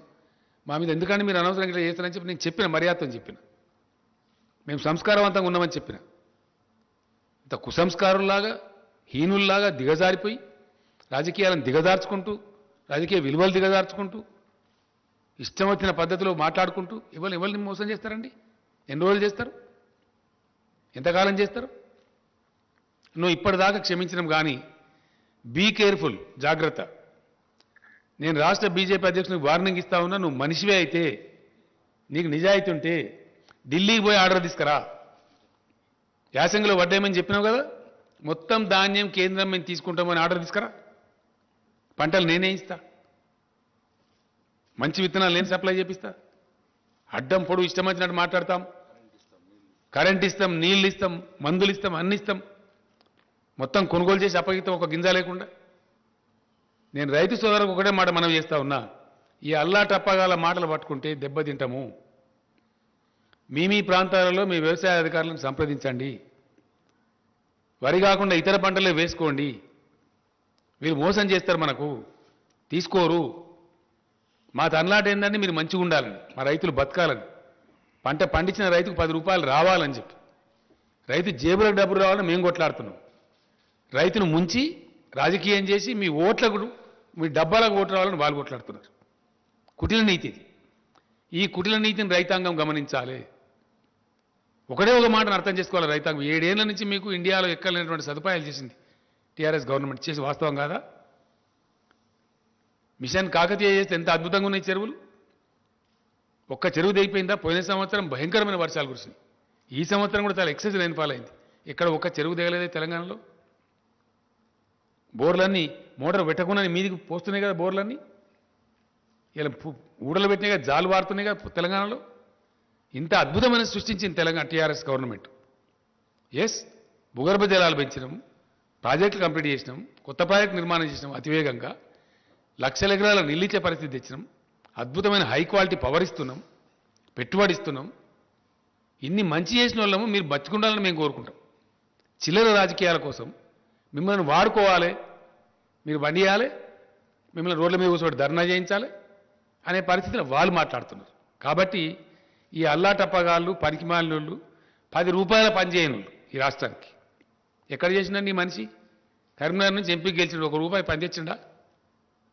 ఒక మెడికల్ కాలేజ్ తెచ్చిండా? ఏం తెచ్చింది నాకు అర్థం కాదు. ఏమన్నా ఏకాన పని ఉన్నదా? అన్ని కాయగూరకుడు మాటలు, అడ్డం పొడుగు మాట్లాడు. అది నాకు అర్థమవుతుంది. అది ఇంగ్లీష్ హిందో వస్తుందా? ఢిల్లీలో ఏం మాట్లాడతారో తెలుస్తుందా ఈ మనిషికి? కేంద్ర ప్రభుత్వం ఇచ్చే లెటర్లు అర్థమన్నా అయితే ఆయనకు ఈ లెటర్లు? Did you go through? As a state party ప్రెసిడెంట్గా, దేశాన్ని పరిపాలించే పార్టీ ప్రెసిడెంట్గా ఈ లెటర్లు ఎప్పుడైనా చూసినావా? కరస్పాండెంట్ తెలుసుకున్నావా? ఇది ఏం లేకుండా బాధ్యత రహితంగా పోయి ఇదే దుర్మార్గుడు మీరు పర్యావరణ అనుమతులు ఇద్దని లెటర్ రాస్తారు తెలంగాణ ప్రాజెక్టులు. వీళ్ళ తెలంగాణ ప్రకాష్ జావడేకర్ మంత్రి ఉన్నప్పుడు ఆయన పోయి లెటర్ ఇచ్చిండు. నాకు ఆయనే చెప్పిండు, ఏమైనా మీ స్టేట్ ప్రెసిడెంట్ మాకు లెటర్ ఇచ్చిండు అని చెప్పి. ఇదా తెలంగాణ? కేసీఆర్ బతికున్నంత కాలం ఎట్టి పరిస్థితులలో దళిత బంధు స్కీమ్ కంప్లీట్ ఇంప్లిమెంట్ చేస్తాం. ఏ పద్ధతిలో నేను చెప్పినో ఆ పద్ధతిలో ఇంప్లిమెంట్ చేస్తాం. ఒక హుజురాబాద్ కాదు, అంతటి ఇంప్లిమెంట్ చేస్తాం. ఒక రాజకీయ పార్టీ అయిన తర్వాత ఎలక్షన్ గెలుస్తాం, ఓడతాం, మస్తు జరుగుతుంటాయి. మన నాగార్జున సార్ కాన్స్టిట్యూన్సీలో ఇదే బీజేపీ చిత్తుగా డిపైడ్ పోయింది. అప్పుడేం మాట్లాడతారు? ఏదో పెద్ద ప్రళయం బద్దలైపోయినాడు హుజురాబాద్, ఒక ఎలక్షన్ వస్తుంది పీక్తుంది ఇష్యూ. 119లో 110 ఎమ్మెల్యేల స్ట్రెంత్ ఉంది మాకు. భోజనం జరుగుతూ ఉంటాయి. బై ఎలక్షన్స్ అన్నప్పుడు గెలుస్తాము, ఓడతాం, అనేకం జరుగుతుండే. మేము ఉత్తమ్ కుమార్ రెడ్డి పీసీసీ ప్రెసిడెంట్ ఉండే ఆడ గెలిచిన హుజూర్నగర్లో మేము అంటే మస్తు గెలుస్తాము. చాలా సందర్భాలు జరుగుతూ ఉంటాయి. దానికి ఎంతో పెద్ద తెలంగాణ మాకు ప్రజలు తీర్పు వ్యతిరేకం ఇచ్చినారు. మరి 25-30 సీట్లు జరిగినాయి, అన్ని వీక్నాయి. మరి మీ బీజేపీ దేశంలో మీకు వ్యతిరేకం ఉన్నట్ట, బీజేపీకి వ్యతిరేక తీర్పు వచ్చినట్ట, దాన్ని ఎట్లా తీసుకోవాలి? మరి ఉప ఎన్నికలను వచ్చినప్పుడు జరుగుతూ ఉంటాయి పరిణామాలు. We don't care for that. అనేక ఎన్నికలు కొట్లాడుతుంటాము, ఇప్పుడు గెలుస్తాము, ఓడుతాము, నడుస్తుంటుంది. అది పాలిటిక్స్ గోస్ ఆన్. అదేందో పెద్ద పీకినట్టు, పడగొట్టినట్టు, దానికి పెద్ద ప్రళయం బదలైనట్టు మీకు ఇక్కడ ఉన్న ఆర్గనైజేషన్ తోక. 2018లో 107 సీట్లో డిపైడ్ పోయిన పార్టీ 107 స్థానాలలో. మేము 3/4 మెజార్టీతో గెలిచిన పార్టీ. ఉద్యమం చేసి మేము రాష్ట్రాన్ని తెచ్చిన పార్టీ. ఎస్, పబ్లిక్ రిప్రజెంటేటివ్స్ అతి ఎక్కువ కలిగి ఉన్న పార్టీ మేము. ఇన్ని రోజులు మీరు మాట్లాడితే కుక్కలు మరుగుతాయి, పోనీ ఏనుగు ఎన్ని కుక్కలు మరుగాయని క్షమించినాం మేము. ఈ కానుంచి అడ్డదిడ్డంగా మాట్లాడినా, పిచ్చి కూతలు కూసినా మిమ్మల్ని ఎన్ని రకాలుగా చట్టపరంగా చర్యలు తీసుకుంటాం, రోడ్ల మీద నిలబెడతాం, ప్రశ్నిస్తాం. ఎవరి పట్ల పడితే వారి పట్ల అడ్డదిడ్డంగా మాట్లాడితే నాలుగేళ్ళు సీరేస్తాం. జాగ్రత్త. Yes, it is my duty. తప్పకుండా నేను తెలంగాణ సాధించిన వ్యక్తిని. ఈ తెలంగాణను అద్భుతమైన ఒక శక్తి నిలబెట్టిన వ్యక్తిని నేను. నాకు బాధ్యత ఉంది, నాకు బరువు ఉంది. ఈ తెలంగాణకు ఒక గమ్యం ఉంది, లక్ష్యం ఉంది. అక్కడ తీసుకెళ్తున్నాం మేము. అన్ని వర్గాల ప్రజలను బాగు చేయడానికి తీసుకెళ్తున్నాం. నేను ఇంకో మాట కూడా సందర్భంగా చెప్తా ఉన్నా. దళిత బంధు మీద కూడా వీళ్ళు ఇష్టం వచ్చిన కామెంట్లు చేసినారు. మీరు ఎక్కడ చేసినారా మీ జీవితంలో? మీ బీజేపీ పరిపాలించే రాష్ట్రాలు ఎక్కడ ఉందా? 2000 రూపాయల పెన్షన్ ఇచ్చే ముఖం ఉందా మీకు అసలు? ఓ కళ్యాణ లక్ష్మి లాంటి స్కీమ్ ఉందా మీ బీజేపీ పాలిత రాష్ట్రాలలో? ఉందా? ఎక్కడ ఉందా? ఏ ప్రజలకన్నా మీరు మంచి చేసిర్రా మీ 7 ఏళ్ల పరిపాలనలో? ఎంతసేపు మత విద్వేషాలు రెచ్చగొట్టుడు, బార్డర్ చూపించుడు, పాకిస్తాన్ చూపించుడు, చైనాను చూపించుడు. ఆడ కూడా లెంకల పడ్డారు. వాడు వచ్చి చైనా దంచుతుండు అరుణాచల్ ప్రదేశ్లో. ఈ ఊళ్ళ కడుతుండు అక్కడ. ఆడ శాత కాదు, తోక ముడిచిరు అక్కడ. వాటికనే ఒకటి డ్రామా చేసి మత విద్వేషాలు రెచ్చగొట్టుడు, కుల విద్వేషాలు రెచ్చగొట్టుడు, పిచ్చి పిచ్చి కథలు చేసుడు, పచ్చి అబద్ధాలు ప్రచారం చేసి పచ్చి అబద్ధాలు. ఒక్కడన్నా నిజముందా? పెరిగిందా క్రూడ్ ఆయిల్ ధర ఇంటర్నేషనల్ మార్కెట్లో? పెరిగిందా? చూపిస్తావా? ఇంటర్నేషనల్ ప్రైస్ కదా, అబద్ధం చెప్పలేం కదా ఇవ్వలేం కూడా. పెరగకున్నా పెరిగిందని చెప్పలేదా మీరు? ఎట్లా పెంచింది మీరు? ట్యాక్స్లు ఎట్లేసిండ్రు? పెంచింది మీరు, ప్రజల మీద భారం మోపింది మీరు, ప్రజల చేతుల మీకు శిక్ష తప్పదు. We're demanding the government of India to withdraw all cesses on petrol and diesel immediately. ఆటోమేటిక్గా 77 రూపాయలకు వస్తుంది. మీరు పెంచి మీరు పిసరంతా తగ్గించి 30 రూపాయలు పెంచి 31 రూపాయలు లీటర్కి పెంచి దానిలో 5 రూపాయలు తక్కువ చేసి మేమేందో పీకి పడగొట్టినాం, మీరు కూడా తగ్గిస్తుండ్రు, మేము ధర్నా చేస్తాం మీరు తగ్గిపోతే అని మాట్లాడతారు. 100% సెస్ రూపం పెట్టి మొత్తం వాళ్ళు కొట్టేయడం డబ్బులు. రాష్ట్రాలకు ఇయ్యారు వాటా. దాంట్లో డివైజివ్ పూల్లో రాజ్యాంగబద్ధంగా ట్యాక్స్ రూపంలో వస్తే సెంట్రల్ ట్యాక్సెస్లో స్టేట్లకు షేర్ ఇవ్వాలి, 41% ఇవ్వాలి. దాన్ని ఎగగొట్టడానికి రాష్ట్రాలను నోరుగొట్టి మొత్తం డబ్బులు మీరే తీసుకొని అన్నీ కూడా భయంకరమైనటువంటి ఫలితాలు మీ పరిపాలనలో. జీడీపీ నాశనం అయిపోయింది, గంగానదిలో శవాలు తేలిని కోవిడ్ సందర్భంలో మీ చేతగాంతనం వల్ల. ఎస్, అన్నీ ఇంకా చాలా ఉన్నాయి. రేపటి నుంచి అగ్గి పెడతాం దేశంలో, ఎక్కడ ఏం పెట్టడం మాకు తెలుసు. మీ అడ్డదిడ్డం పనులకు, మీ ఇష్టం వచ్చిన మాటలకు చాలా మర్యాదగా ప్రవర్తించినాం ఇప్పటిదాకా. But there is a limit for everything. నేను ఎప్పుడు మాట్లాడలే, నాకు ఇంత మంట ఎందుకు మండుతుందంటే వ్యక్తిగతంగా నన్ను నిందించినా నేను మాట్లాడలే, పర్సనల్గా నా మీద పడ్డా నేను మాట్లాడలే, కుక్కలు మరుగుతలేకపోతే ఎవడు పడుచుకుంటారో మాట్లాడలే, కేర్ చేయలే. కానీ రైతాంగం యొక్క బతుకుతో ఇలా చెలగాట మారుతున్నారు కాబట్టి, పంటలు వేయమని బాధ్యత రైతంగా చెప్తున్నారు కాబట్టి, మీ మాట నమ్మి ఒకవేళ వడ్డు పండిస్తే రైతులు రేపు పొద్దున మునుగుతారు కాబట్టి, వాళ్ళని ఎట్టి పరిస్థితులు మునిగిపోనియద్దు, కాపాడుకోవాలి కాబట్టి నేను ఆవేదనతో ఈ మాట చెప్తాను. ఏ వ్యవహారం చక్కగా ఉన్నదండి వీళ్ళది? సింపుల్ ముచ్చటండి, ఒకటే మాట దయచేసి, ఎక్కువ లేదు. కేంద్ర ప్రభుత్వం బియ్యం తీసుకుంటా, వడ్డు తీసుకుంటా అంటే రాష్ట్ర ప్రభుత్వం వద్దంటున్నదా? కమాన్ స్టేట్ దా. నేను మా వ్యవసాయ మంత్రి గారిని పంపిస్తా, ఆయన బాగా ఎడ్యుకేటెడ్, హైలీ ఎడ్యుకేటెడ్. నువ్వు రా డిబేట్కి అడగస్తావు. నువ్వు వంట అంటే మేము వద్దంటున్నావా? ఇన్ని నీళ్లు తెచ్చి, ఇన్ని ప్రాజెక్టులు కట్టి, ఇంత కరెంటు తెచ్చి, ఇలా రైతాంగం కార్లు కొనుక్కుంటున్నారు ఊళ్ళల్లో. ఊళ్ళు ముఖాలు తెల్లబడ్డాయి. హైదరాబాద్లో కూడా వాపసు పోయి ఇల్లు చదువుకుంటున్నారు ఊళ్ళల్లో, సంతోషపడుతున్నారు.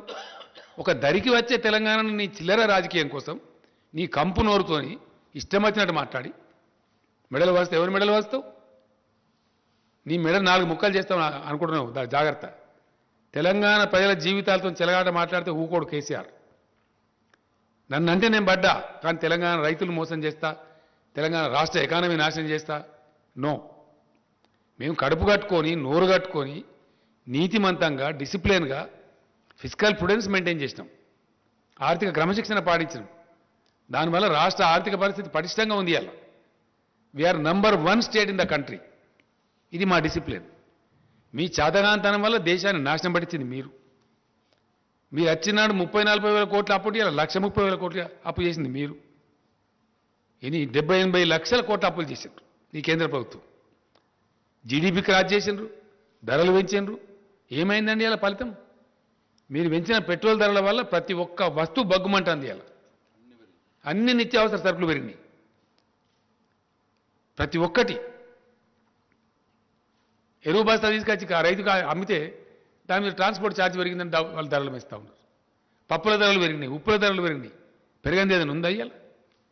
వాని ఇవ్వనేం అనే పరిస్థితి లేదు ప్రజలు. పెట్రోల్ ధర పెరిగింది సార్, మాకు ట్రాన్స్పోర్ట్ ఛార్జ్ పెరిగింది, మేము ఇస్తాం. ఒక్క పెట్రోల్ ధర కాదు, పెట్రోల్ ధర పెంచడం ద్వారా పేద ప్రజల యొక్క జేబులు దోపిడీ చేసి వాళ్ళ కొంపలు ఆర్చింది మీరు. అన్ని నిత్యావసర వర్కులు. అసలు వాస్తవ స్టోరీ ఇట్లుంటే మీరేందో పవిత్రులు అన్నట్టు, మేము చాలా గొప్పోలం అన్నట్టు, మా అంత సిపాయి లేరు అన్నట్టు అడ్డం పొడుగు మాట్లాడడం. చాలా జాగ్రత్త. ఇప్పటిదాకా క్షమించినాం. ఇప్పటి నుంచి మాత్రం క్షమించం. కేంద్ర మంత్రి కూడా కిషన్ రెడ్డి కూడా తప్పులు మాట్లాడుతున్న కిషన్ రెడ్డి గారు మంచిది కాదు నీకు. నేను కూడా పనిచేసిన కేంద్ర మంత్రిగా చాలా హుందా ఉండాలి, పెద్ద పదవి వచ్చిన అంత గౌరవంగా మాట్లాడాలి. ఈయన మన హుజురాబాద్ ఎలక్షన్లో పోయి కేసీఆర్ఏ బాధ్యుడు అని మాట్లాడుతుంది. అన్ని అబద్ధాలు, పచ్చి అబద్ధాలు. ఈయన అప్పుడు యూపీఏ గవర్నమెంట్లో మంత్రి ఉండే, అప్పుడు చేసిన దానివల్ల మేము ఇప్పుడు పెంచిన ధర అని మాట్లాడుతుంది. ఇదా ఉందా నీ దగ్గర లెక్కాచారం చూపిస్తావా? వస్తావా? ప్రతి విషయాన్ని కూడా ఉన్నది లేనట్టు లేనిది ఉన్నట్టు భ్రమలు కల్పించి పచ్చి అబద్ధాలు చెప్పి ప్రజలను మోసం చేస్తూ ఉన్నారు. వీళ్ళు ఏం మంచి చేయలేదు ఎవరికి కూడా. వీళ్ళు రైతాంగానికి బాగా చేసిండ్రా, గిరిజనులకు బాగా చేసిండ్రా, దళితులకు బాగా చేసిండ్రా, బీసీలకు చేసిండ్రా, నిరుద్యోగ సమస్య తీర్చి ఏం తీర్చినాడు ఈ పార్టీ వచ్చి నాకు అర్థం కాదు. ఎవరు ఉద్ధరించిండ్రు? ఇంకా ఉల్టా రైతులను దొక్కేయండి, చంపేయండి. బీజేపీ కార్యకర్తల మీటింగ్లు పెట్టి హర్యానా ముఖ్యమంత్రి చెప్తారు మీరు జైలు కోవడానికి సిద్ధపడండి, 1000 మంది 1000 మంది చొప్పున ముఠాలు తయారై రైతులను దాడి చేయండి. ఇదానే మీ పరిపాలన, మీ నీతి? రైతుల మీద కార్లు ఎక్కించి కేంద్ర మంత్రులు పోయి ఇదేనా నీతి? 1 సంవత్సరం నుంచి చేస్తానే రైతులు ధర్నా అక్కడ. మీరు తెచ్చిన దిక్కుమాలిన కార్పొరేట్ చేతిలో పెడతామంటే వద్దని చెప్పి మొత్తం మార్కెట్ కమిటీలు రద్దు చేస్తారు వీళ్ళు. రైతుల బతుకుని తీసుకుపోయి కార్పొరేట్ల చేతిలో పెడతారు వీళ్ళు. ఎస్, మీది అదే కదా ప్రయత్నం. మీది చెప్పడమేమో తేనె ఊసిన కత్తిలాగా రైతు ఎక్కడైనా నమ్ముకోవచ్చు. అమ్ముకుంటాడు అనండి. 3 ఎకరాల రైతు, 5 ఎకరాల రైతు కొంచెం కర్ణాటకలో తమిళనాడులో అమ్ముతాడా, ఢిల్లీలో కూడా అమ్ముతాడా? సాధ్యమయ్యే పనేనా? అంటే ఇరకబెట్టారు రైతు. ఈ మోసం చేసి కార్పొరేట్ వాడింత ధర చెప్తే అంత ధరకు అమ్ముకోవాలి. ఆయన పొలంలో ఆయన జీతగానికి పనిచేయాలి. అగ్రికల్చర్ కార్పొరేటైజేషన్ కోసం చేసిన కుట్ర, భయంకరమైనటువంటి పద్ధతిలో జరుగుతున్న కుట్ర, అన్నిటినీ ఛేదిస్తామని బయట పెడతాం. ఎస్, డెఫినెట్గా రేపు పార్లమెంట్లో కూడా దద్దరిలో వేస్తాం. రాష్ట్ర హక్కుల కోసం కొట్లాడతాం. నీ ధాన్యం సంగతి కూడా పెడతాం రేపు పార్లమెంట్లో. ఇప్పుడు కూడా మేము పెడతాం డెఫినెట్గా. మా కోటా ఏందో నిర్ణయించమని చెప్పి జిల్లా కేంద్రాలలో ధర్నా చేస్తాం. 2600 రైతు కేంద్రాలలో ధర్నా చేస్తాం. అవసరం అనుకుంటే ఆల్ ఎమ్మెల్యేస్ పోయి ఢిల్లీలో ధర్నా చేస్తాం, ఇంక్లూడింగ్ చీఫ్ మినిస్టర్. మొత్తం తెలంగాణ క్యాబినెట్, తెలంగాణ ఎంపీలు, తెలంగాణ ఎమ్మెల్యేలు, ఎమ్మెల్సీలు అందరం కూడా పోయి, ప్రజాప్రతినిధులు, జడ్పీ చైర్మన్లు, స్థానిక సంస్థల చైర్మన్లు అందరం పోయి వేలాది మందిని పోయి వడ్లు కొనమని చెప్పి ధర్నా పెడతాం ఢిల్లీలో. ఇంకో నాటకం ఏంటంటే పంజాబ్లో మొత్తం ధాన్యం సేకరిస్తారండి. కంప్లీట్ 100% ధాన్యం సేకరిస్తారు. తెలంగాణ ధాన్యం ఎందుకు కొన్నారు నేను అడుగుతా ఉన్నా. మీ సమాధానం ఏంటి? ఫస్ట్ దాని సమాధానం చెప్పు. నీ మెడల సంగతి, తోళ సంగతి అట్లా ఉండదు. పంజాబ్లో మొత్తం సేకరించి తెలంగాణ ధాన్యం ఎందుకు సేకరించరు? కారణం ఏంది? కేంద్ర ప్రభుత్వం రాష్ట్రానికి ఒక నీతి ఉంటుందా? కేంద్ర ప్రభుత్వానికి చిత్తశుద్ధి ఉంటే తెలంగాణలో కూడా మొత్తం ధాన్యం సేకరించాలి 100%. ఎందుకు సేకరించరు? తెలంగాణలో ప్రొడక్టివిటీ ఎక్కువ. దేశానికి అన్నం పెడుతుంది తెలంగాణ. ఇయ్యాల మీ కళ్ళు మండుతున్నాయి. తెలంగాణ రైతులు సంతోషపడితే మీ కడుపులు ఉడికిపోతున్నాయి. కాబట్టి పిచ్చి పిచ్చి ప్రలాపనలు మానుకొని జాగ్రత్తగా మాట్లాడాలా, జాగ్రత్తగా వ్యవహారం చేయాలా. రైతులు కూడా చూస్తాం, ఒక వారం రోజులు చూద్దాం. కేంద్ర ప్రభుత్వం ఒకవేళ ఆర్డర్ ఇస్తుందా ఇయ్యని మేము కూడా డిమాండ్ చేస్తూ ఉన్నాం. అధికారులు మొన్ననే పోయి వచ్చారు. నిన్న రాత్రి కూడా నేను మాట్లాడినా. ఒక వారం చూద్దాం. డిసెంబర్ దాకా వేయచ్చు వారి. ఇప్పుడు తొందరపడేసే అవసరం లేదు. నిజంగానే కేంద్రం తీసుకుంటే సంతోషంగా వేద్దాం వారి. కానీ కేంద్రం తీసుకోదు. వాళ్ళు రాయించుకున్నారు మనతోని. No boiled rice from Telangana state అని మీకు ఇచ్చిన సీట్లలో ఉందండి, దయచేసి మీరు చూడండి. స్పెసిఫిక్ ఇచ్చిన కేటగిరీ. ఇంకా ఎఫ్సిఐ మేనేజర్కి ఒక దాంట్లో ఇచ్చిండ్రు, బ్యాక్ టు బ్యాక్ ఉంది ఒక దాంట్లో. ఒక సెంటెన్స్ నేను చదివి వినిపిస్తాను మీకు. ఎఫ్సిఐ ఇక్కడ లోకల్ మేనేజర్ గారికి బ్యాక్ టు బ్యాక్ ఉంది. అది మీ దగ్గర ఉందా కమలాకర్? అది కాదు, 80-20 ఒకటి ఉంది. అదంతా మోసం చేశారు. ఫైనల్గా చెప్పిన దాంట్లో ఇది ఇక్కడ ఉందండి. కృషి భవన్ ఇన్ న్యూఢిల్లీ మీకు ఇచ్చిన దానిలో ఉంది. దీనిలో బ్యాక్ పేజీలు ఏముంటుందంటే క్లియర్గా the general manager Telangana region FCI with a request to take in writing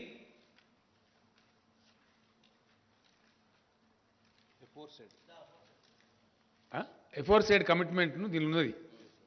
ఇది రైటింగ్లో తీసుకొని మాత్రమే మీరు తెలంగాణ బియ్యం తీసుకోవాలి. మీ దీనిలో కూడా దయచేసి అని చెప్పి రైటింగ్ లో తీసుకోండి. ఇదేమో ఇట్లా పెడతారు కండిషన్లు, ఇవి అధికారిక ఉత్తర్వులు, కృషి భవన్ నుంచి వచ్చే ఆర్డర్స్. ఇక్కడ మీరు వరే వేయండి, మేము మెడల్ వంచితే ఎవరి మెడల్ వంచాలా? ఈ ఆర్డర్ ఇచ్చిన మెడల్ వంచానా? నీ మెడల్ వంచానా? ఎవరి మెడల్ వంచాలా? ఈ కాపీలో ఉందండి, దీనిలో బ్యాక్ టు బ్యాక్ ఉంది. దీనిలో వన్ పేపర్ ఇచ్చినాం మేము, దీనిలో క్లియర్గా ఉంది. లాస్ట్ ఇక్కడ ఉండబడే ఎఫ్సిఐ జిఎంకి ఇచ్చిన ఆర్డర్ చూడండి, నిదానంగా మీకు చూసుకోవచ్చు. ఆర్డర్స్ ఏమో ఇవి. నిన్నగాక మొన్న 3 రోజుల సెక్రటరీలు పోయారు, finance secretary and agriculture secretary. కాలు పెడితే మెడకు లేదు, 60 లక్షల ఎకరాలు లేదు, శాటిలైట్ చూపి మేము అవద్దని చెప్తాం.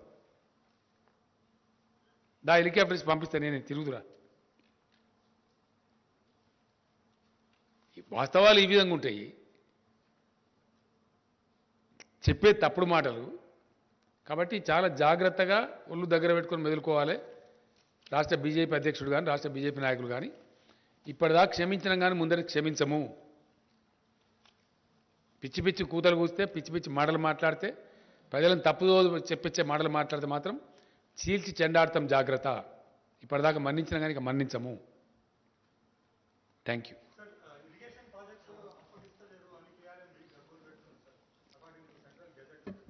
అదో కేఆర్ఎంబి తోక. ఏమి కేఆర్ఎంబి? నీకు ఏమైనా ఇంట్రెస్ట్ ఉందా బాగా Rahul? Are you supporting KRMB? Are you welcoming KRMB? Gazette నిజమే, గజెట్ ఏం gazette same centre. Why they are not referring this to C3 section 3 కింద? Why are you not writing an article as a Telangana బిడ్డ? Please write. Why the government is not able to deliver? ఏం అసమర్థత కేంద్ర ప్రభుత్వానికి? Is it not an inefficient government not to refer the matter to the tribunal?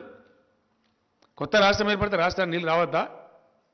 KRMB GRMB ఓ డ్రామానా, దొంగ drama. దమ్ముంటే కేంద్ర ప్రభుత్వానికి. మొన్న నేను పోయిన 3 నెలల కింద పోయినప్పుడు ఆ మంత్రిని అడిగిన నేను, ఏమైనా ఎందుకు చేయరా అసలు మీ కథ ఏందని? మీరు సుప్రీంకోర్టులో కేసు వేసిన సార్ విడ్రా చేసుకోమని. విడ్రా చేసుకున్నాం. Now I'm demanding mister Gajendra Singh Shekhawat, నువ్వు నాకు ఇచ్చిన మాట ప్రకారం నువ్వు నిజాయితీ ఉంటే ఇమీడియట్లీ రెఫర్ టు ట్రిబ్యునల్. మాకు తేల్చండి, తెలంగాణ నీటివాడ తేల్చండి, మాకు ఎంత వస్తే అంత వస్తుంది. మీకు ట్రిబ్యునల్కి రెఫర్ చేయడానికి 7 ఏళ్ళ కేంద్ర ప్రభుత్వానికి. First tell me that. What is your answer?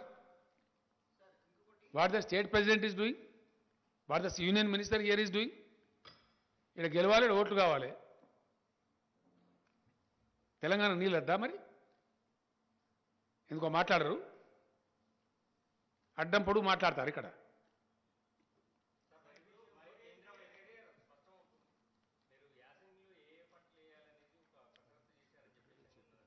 మొత్తం డీటెయిల్స్ అన్ని ఇచ్చిండ్రు, అందరికి ఇచ్చిండండి. ఇచ్చినారు వ్యవసాయ శాఖ. నేను ఏమంటున్నా, రైతాంగం ఏ పంటలు వేయాలనేది మీ స్థానిక వ్యవసాయ అధికారులను సంప్రదించండి. వాళ్ళు ఆల్రెడీ మీటింగ్లు పెడుతున్నారు, చెప్తున్నారు. ప్రత్యామ్నాయ పంటలే వేసుకోండి, మంచి లాభం జరుగుతుంది. 2 పంటలు వండేయచ్చు. ఇప్పుడు నువ్వులు వేయచ్చు ప్లస్ పెసర్లు వేయవచ్చు. వరి కంటే ఎక్కువ డబ్బులు వస్తాయి.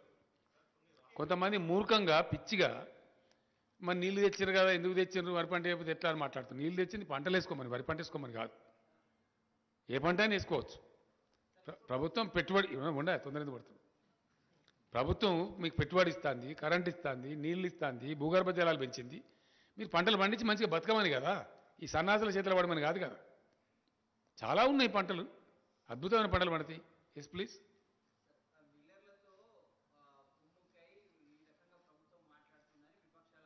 ఏ విపక్షమే? ఎవడెవడు తలకాలేనోడు? ఎవడు వాడు ఒకటేందే. నీ ఒకటే కరెక్ట్ కాదు, ఒకటి చెప్పు ఫస్ట్. నువ్వు చెప్పాయా? ఏ విపక్షమో చెప్పు. ఏ విపక్షమయా? నువ్వు ప్లీజ్ బీ పేషెంట్. ఏ విపక్షమో చెప్పు. నువ్వు వాడు తలకాయ ఉన్నాడా, తోకున్నాడా, మంచిగా గాడిదా? గాడిదా నాకేం తెలుసు? నాకు తెలియదు. నువ్వు చెప్పు ఏ విపక్షమో. మళ్ళీ ఇంకో ప్రశ్న ఇచ్చిపెట్టా, ఈ ప్రశ్న చెప్పు. ఆగ్రో ఇండస్ట్రీస్ కాదు, ఫుడ్ ప్రాసెసింగ్ ఇండస్ట్రీ. అది నీ బుడముండ వాదన, తలా తోకలేని వాదన. ఎవడా మాట్లాడినది నాకు అర్థం కాదు. నిపుణులు ఎవడా నిపుణుడు నాకు అర్థం కాదు. ఏడవాడు తీసుకురాపో. అట్లే అంటారు మరి, ఎట్లా అంటారు? నువ్వెట్లంటావు నువ్వు మరి? ఫుడ్ ప్రాసెసింగ్ ఇండస్ట్రీ రావాలా, దానికి 2-3 ఏళ్ళు పడుతుంది, 4 ఏళ్ళు పడుతుంది, పట్టదా? నీకు కూడా ఉండాలి కదా జ్ఞానం.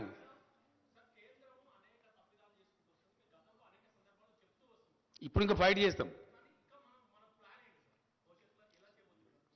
100% రాష్ట్ర ప్రయోజనాలు కాపాడడానికి అవసరమైన అన్ని రకాల పోరాటాలు చేస్తాం. ఎస్, ఇప్పటి వరకు మేము కొద్ది గొప్ప పేషెంట్ ఉన్నది. ఎందుకంటే ఎందుకు అనవసరమైన కయ్యం, కొత్త రాష్ట్రం, దీన్ని మంచిగా కొంచెం ఒక సెట్ చేసుకుందాం, ఒక పెట్టిన ఇప్పుడు సెట్ చేసుకున్నాం. ఆర్థికంగా నంబర్ 1 ఉన్నాం, పంటలు పండించేదానిలో నంబర్ 1 ఉన్నాం, పర్ క్యాపిటా పవర్ యూజ్లో నంబర్ 1 ఉన్నాం, ధాన్యం సేకరించే దానిలో నంబర్ 1 ఉన్నాం, సంక్షేమ రంగంలో నంబర్ 1 ఉన్నాం, దళిత బంధు లాంటి అద్భుతమైన విప్లవాత్మక పథకాలు తెచ్చిన దానిలో నంబర్ 1 ఉన్నాం. కళ్ళు మండుతున్నాయి, గజ్జున వణుకుతున్నారు. బీజేపీ ఎమ్మెల్యేల డిమాండ్ చేస్తారు కదండి. రాయచూరు ఎమ్మెల్యే కర్ణాటక మంత్రిని కూర్చోబెట్టి తెలంగాణ పథకాలు మాకు అమలు చేయండి, లేదా మమ్మల్ని తెలంగాణలో కలపండి అంటున్నారు. ముఖం మీద ఉమ్మేసి సిగ్గుండాల. మహారాష్ట్రలో బీజేపీ గవర్నమెంట్ ఉన్నప్పుడే అక్కడి నుంచి వచ్చి మమ్మల్ని తెలంగాణ కలపాలని తీర్మానాలు చేసిన గ్రామ పంచాయతీలలో. నేనేమంటున్నా తర్వాత బ్రదర్, అది నేను రేపు మాట్లాడతా. మీకు రేపటి నుంచి రోజు విందే, నేనే మాట్లాడతా. ఇక డైరెక్ట్గా నేనే రంగంలోకి ఎందుకు దిగినా అంటే, ఈ చిల్లరగాళ్ళు, ఈ కిరికిరిగాళ్ళు, కిరాయగాళ్ళు వీళ్ళు తెలంగాణ నాగం చేస్తే కేసీఆర్ మౌనం పాటిస్తాడా? నా ప్రాణం పోయినా సరే, ఎంత కష్టపడి రాష్ట్రాన్ని తెచ్చిన్నో, ఎంత ఇష్టపడి దీన్ని డెవలప్ చేసిన్నో. నాకు ఒక మాట బాగా గుర్తుందండి. టీఆర్ఎస్ భవన్, తెలంగాణ భవన్ హైదరాబాద్లో ఇనాగ్రేట్ చేసినాడు. తమిళనాడు నుంచి పీఎంకే అధ్యక్షుల వారిని పిలిచినాడు, రామదాస్ గారు. ఆయన వచ్చిండు. ఆయన అన్నాడు ఆ బిల్డింగ్ చూసి, పార్టీ ఆఫీస్ కట్టుకోవడానికి నీకు 1 ఎకరం జాగిస్తే ఇంత బ్యూటిఫుల్ కట్టినవు, తెలంగాణ ఇస్తే ఇంకెంత బాగా చేస్తావో కేసీఆర్ అని నాతో. దేవుని దేవాల తెలంగాణ వస్తుంది రామదాస్ గారు, మీరు బతికే ఉంటారు, నేను బతికే ఉంటా, అద్భుతంగా చేసి చూపిస్తా తెలంగాణ అని చెప్పి మొన్న ఈ మధ్య మాట్లాడి నాకు ఆయన కంగ్రాచులేట్ చేసి. పేపర్లలో చూస్తున్నా, చాలా అద్భుతమైన రాష్ట్రంగా పురోగమించినావు, కంగ్రాచులేషన్స్ అని చెప్పి, నా దీవెన ఉంది అని చెప్పిండు. అది మాకుండే తృప్తి. మేము తగ్గించామండి, క్వశ్చన్ డజన్ నాట్. మేము పెంచలే కదా, మేము పెంచితే కదా తగ్గించేది. మేము ఒక నయా పైసా పెంచలేదు, బ్యాట్ పెంచలే. అది ట్యాక్స్ కదనండి, మేము అవదని చెప్పడానికి ఉండదు కదా, పెంచితే రికార్డులు వస్తుంది కదా. టీఆర్ఎస్ ప్రభుత్వం ఏర్పడిన నాటి నుంచి ఒక నయా పైసా వ్యాట్ మేము పెంచలేదు. మమ్మల్ని తగ్గించమని ఎవడంటాడండి సన్నాసి గాడు? ఏ సన్నాసి పెంచిండో వాళ్ళు దించును. మీరు పెంచిన వాళ్ళు తగ్గించాలా, మేమేం తగ్గించాలా?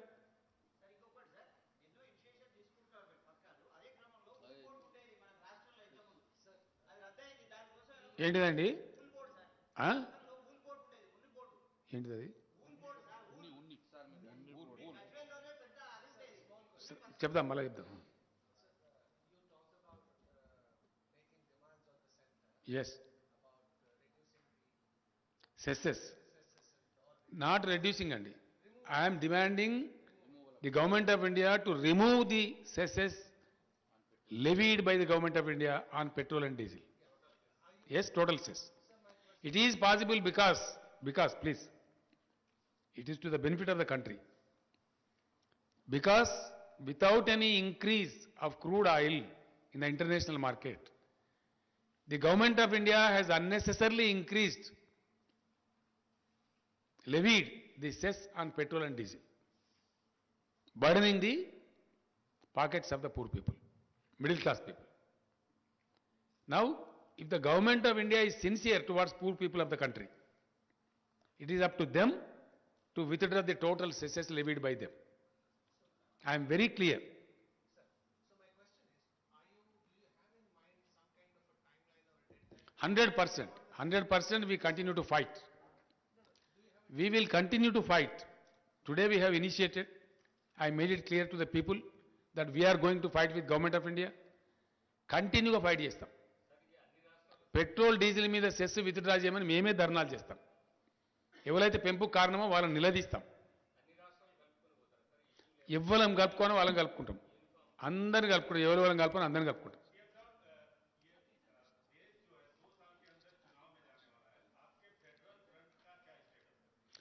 अभी हमने कुछ सोचा नहीं है उस बारे में. हमारे राज्य में जो हो रहा है, यहां के भाजपा के लोग जो उल्टा सीधे बातें कर रहे हैं, उनको लगाम लगाना मेरा काम है।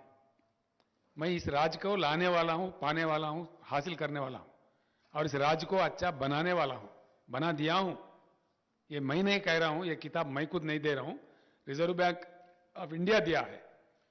केंद्र सरकार खुद कईयों मुद्दों पर बात करते हुए पार्लियामेंट के अंदर कहा है, पार्लियामेंट में हर घर को पानी देने वाला, टैप दे के देने वाला कोई राज्य हिंदुस्तान में है, वो सिर्फ तेलंगाना है। हर घर को फायदा पहुंचाने वाला कोई राज्य तेलंगाना हिंदुस्तान में कोई है तो तेलंगाना है। ये बात मैं नहीं कह रहा हूं, केंद्र सरकार ने पार्लियामेंट में कहा है। तो इसलिए आगे के चल के क्या करना है, जरूर हम लड़ते रहेंगे, बिल्कुल हमारे हकों के लिए, हमारे लिए और देश के हकों के लिए।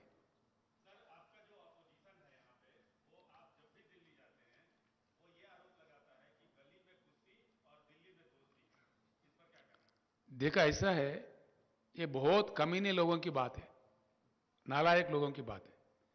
मैं एक मुख्यमंत्री हूं, एक राज्य चलाता हूं। I hold a constitutional position of chief minister post. I should maintain the constitutional relation with the government of India as per the constitutional matters are concern. जब कोरोना की बात आई, केंद्र और राज्य सरकार मिलकर काम करते, कहीं अन्य बात आई मिलकर काम करते। सरकार का काम करने का ढंग जो नहीं जानता, जो जिंदगी में कभी कोई मंत्री नहीं बना, नालायक ना समझ लोग हैं, उनका बात है। Thank you. हाँ,